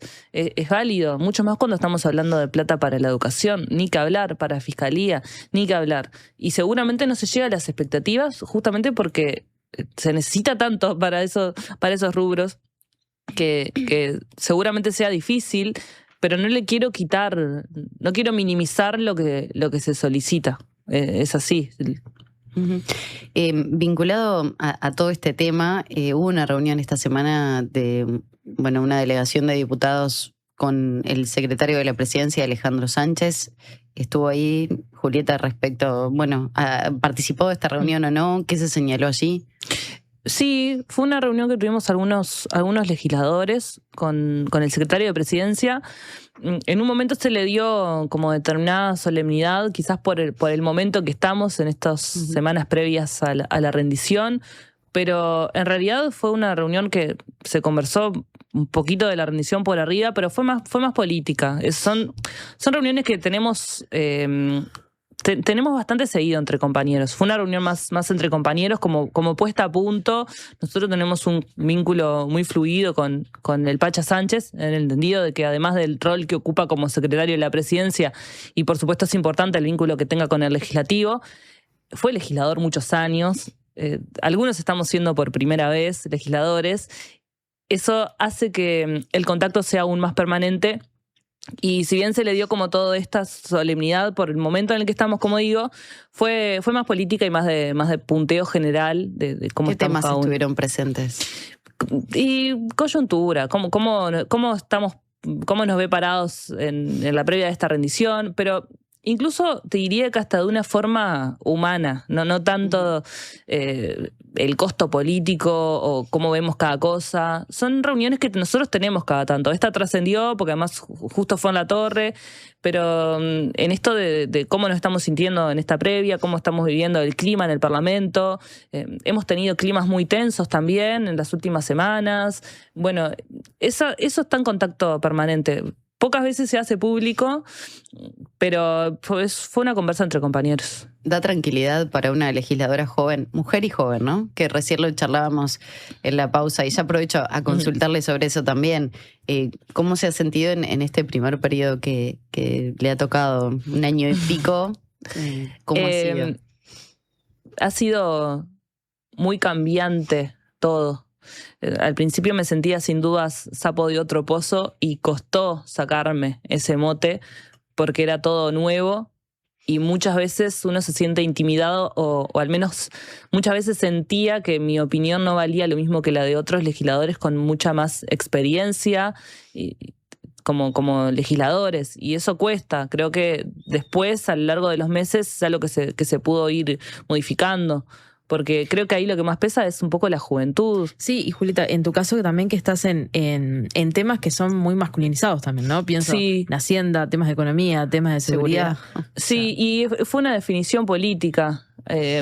Ahí Lucía Topolansky tuvo mucho que ver porque la escuché muchas veces decir: si uno quiere conocer el Estado completo, tiene que trabajar en Hacienda o en presupuesto, y fue algo que me quedó bastante en la cabeza. Y también me he encargado de que no se me asocie únicamente o no se me asocie tanto con temas de género, porque sería muy fácil, porque está muy encasillado de los temas de las mujeres, sería muy fácil trabajar únicamente eso y no meternos en otros temas. De hecho, en Hacienda somos 2 mujeres nada más, y creo que es importante dar una perspectiva feminista, una perspectiva de género en esos lugares, a veces mucho más que trabajar únicamente. Esa es una visión personal, pero cuesta muchísimo más también, porque marcar presencia, hacerse escuchar, es difícil, pero es importante. La exposición en las redes también, la desigualdad de críticas que se reciben, de insultos que se reciben. Hay todo un abanico y una burbuja donde lo importante, yo siempre le digo a mi círculo más cercano, es mantener los pies a la tierra, no creérsela y saber que lo que uno hace lo hace con buenas intenciones para sacar el país adelante. Cierre, le queremos agradecer que nos haya acompañado en esta mañana. Obviamente siempre quedan temas pendientes, pero bueno, los principales, los de agenda y coyuntura, creo que estuvieron presentes, así que eso era lo importante. Muchas gracias. A las órdenes, muchas gracias por la invitación. Era la diputada del Frente Amplio, Julieta Sierra. Hacemos la pausa y ya llega Antonio con su columna. Presentó BHU, tu sueño, tu banco. Imaginá llegar al aeropuerto de Carrasco y dejar tu auto a solo unos pasos del check-in. Descubrí el nuevo Indoor Parking, un estacionamiento techado con acceso directo a la terminal, seguridad, comodidad y la mejor ubicación para que viajes sin preocupaciones. Aprovecha nuestras promos de larga estadía y asegura tu lugar a tan solo un clic. Reserva ahora en aeroshop.com.uy. Indoor Parking, Aeropuerto de Carrasco. Estaciona, volá y disfruta. Protege y embellece tus maderas con protectores de maderas Farben. Tecnología de última generación al servicio de tu propósito. Con acción fungicida, protege de los rayos UV y es hidrorrepelente. Indicados para maderas en interiores y exteriores. Ideales para puertas, ventanas, portones, muebles de jardín y decks. Protectores de maderas Farben. Encontralos en tu pinturería o ferretería de confianza. Este año viajá por Uruguay de punta a punta con Red Pagos. Participá y ganá una escapada para 2 personas, todo incluido. Desde Artigas hasta Montevideo. Vos elegís el destino. Registrate en ganalestamascerca.com.uy y sumá chances pagando en locales de Red Pagos o en Mi Red Pagos. Red Pagos, más cerca. Ver bases y condiciones en ganalestamascerca.com.uy. La Diaria Radio, 97.9. Hay una cancha donde juega la selección y hay otra donde jugamos todos. En una se cuida el arco, en la otra se cuida la salud. Son partidos distintos, pero con algo en común: la importancia de estar bien acompañado. Por eso Médica Uruguaya juega afuera de la cancha, cuidando a los que están adentro y a todos los uruguayos. Médica Uruguaya, sponsor oficial de la selección y la salud uruguaya.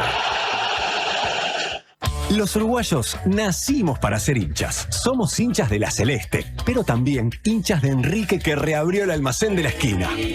¡Vamos, Enrique! Y de Mariana, que está por traer un nuevo hincha al mundo.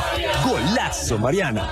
Somos hinchas por naturaleza. Y por eso tenemos al Bro, que es hincha de los proyectos de todos y desde hace 130 años está jugando para Uruguay. Banco República, hincha de todos los uruguayos y sponsor principal de la selección uruguaya de fútbol.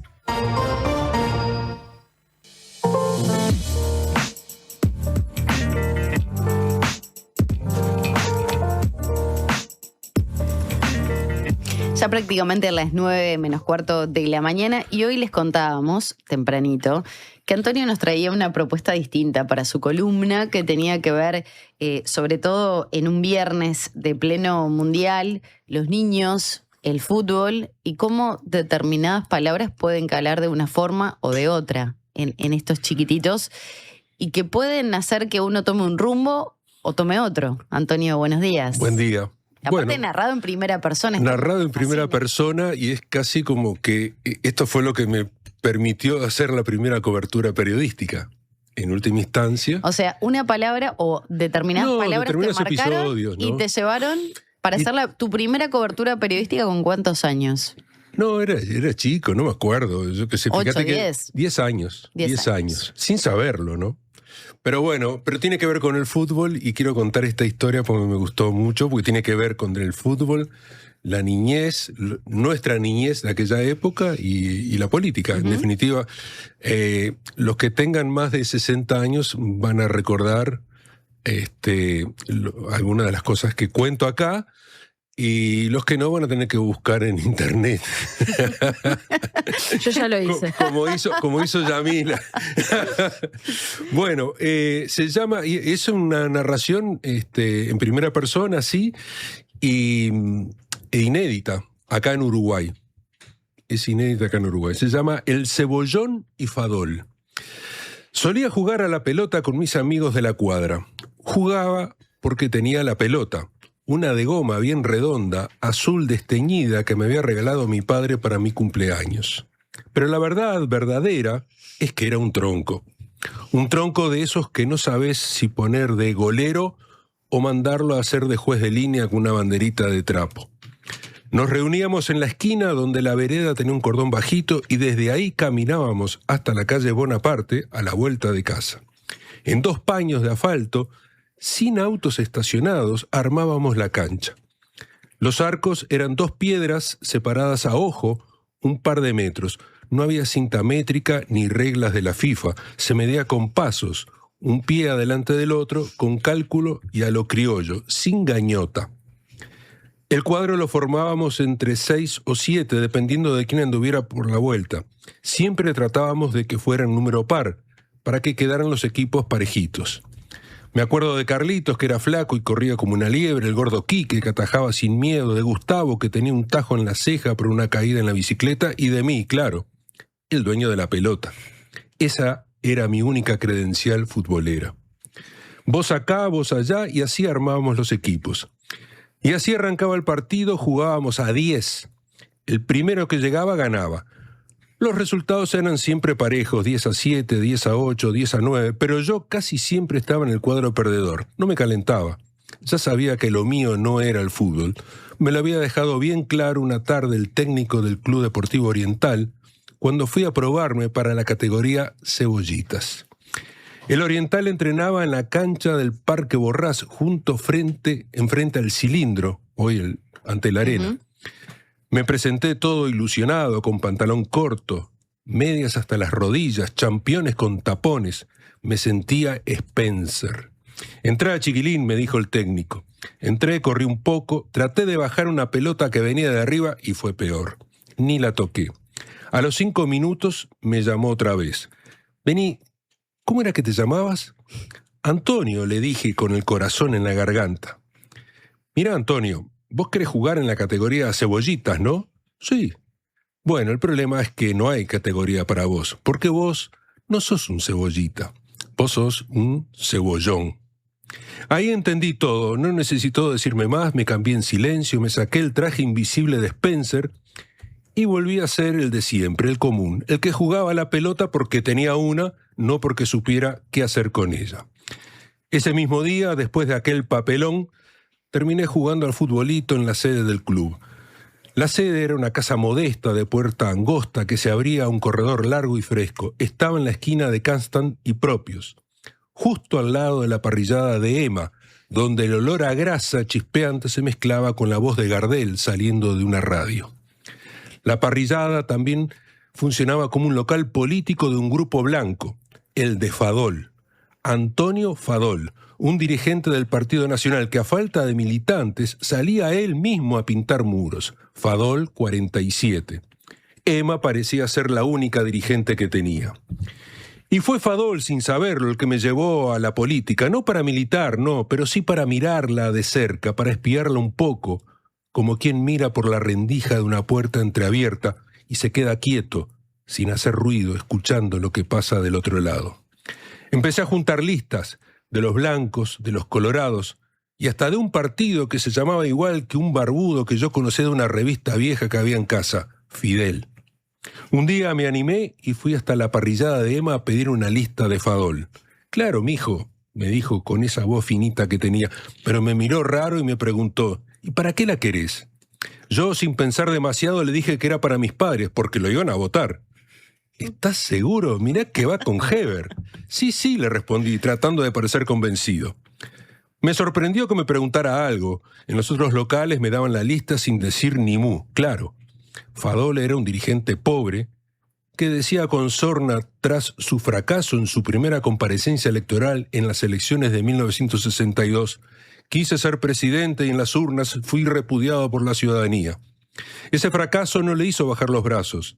Para esas elecciones de 1966 era candidato a diputado. Bueno, tomá, me dijo Emma, te doy 2 y después pasá que te voy a dar un chorizo al pan.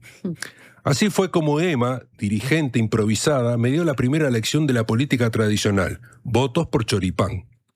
Esa noche Fadol llegó a la parrillada club a dar un acto. Un rato antes, una camioneta con altoparlante recorrió el barrio invitando a los vecinos. Hoy a las 9 de la noche habla Fadol. Llegó puntual, vestido con su traje blanco impoluto, como si viniera de filmar una película ambientada en el Caribe. Saludó a una decena de vecinos curiosos que se acercaron al acto, se subió a un cajón de verdura y dio su discurso. Seguro que habló de la patria, de los valores de Artigas, de los blancos, y de defender la libertad y de rescatar al país del pantano del desgobierno. Yo no pude ir. Mis padres no me dejaron ir ni al acto ni a buscar el chorizo al pan.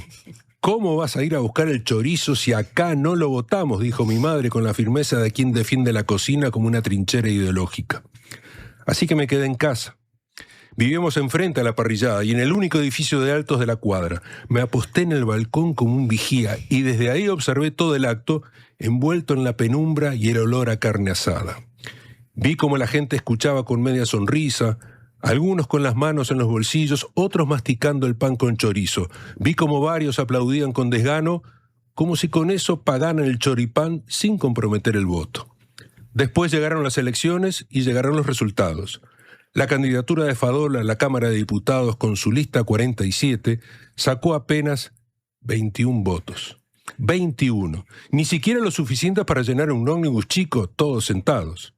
Y ahí entendí la segunda lección de la política. En campaña se promete el oro y el chorizo, pero a la hora de votar muchos comen y se van, con la panza llena y la conciencia liviana. Qué interesante, Antonio, ¿eh? Para dejarnos pensando en este momento. Yo había dicho hoy que nos había arruinado la sorpresa, yo no tengo porque no las contó, pero tenía algunos detallecitos igualmente. Distintos que no sabíamos, pero que bueno, creo que hacen importante reflexionar, ¿no? En torno a varias cuestiones. Estamos hablando de una situación personal, una anécdota tuya de cuando eras muy chico, pero cómo marca, ¿no? Porque si con 10 años todavía está toda esa memoria ahí, latente, sí, ¿qué quiere decir? Cuando los adultos le hablamos a los niños, les decimos que no va a ser un cebollita, va a ser un cebollón. Que no puede. Igual que se vaya para la casa. Ese cuadro del Oriental en el que yo intenté jugar, sacó jugadores Sacó jugadores buenos. Bueno, pero imagínate que te hubiera dado una oportunidad. Hasta tu Alberto vida capaz Kessman que hubiera estuvo ahí. sido... Claro, pero capaz que tu vida hubiera sido diferente, Hubiera ¿o sido no? diferente, pero no no lo sé. sabemos, es muy contrafáctico, ¿no? Sí. Al poder hablar de eso. Capaz que se lo dedicado a Daniel Allende, que fue jugador de Huracán Buceo, pero que bueno, que terminó mal. No sé si vive, no tengo idea, pero que era vecino mío, era amigo mío. Y que fue el que me llevaba, en definitiva, ¿no? Claro, pero creo que hay muchos mensajes detrás de este recuerdo, sí, ¿no? total, sí, sí.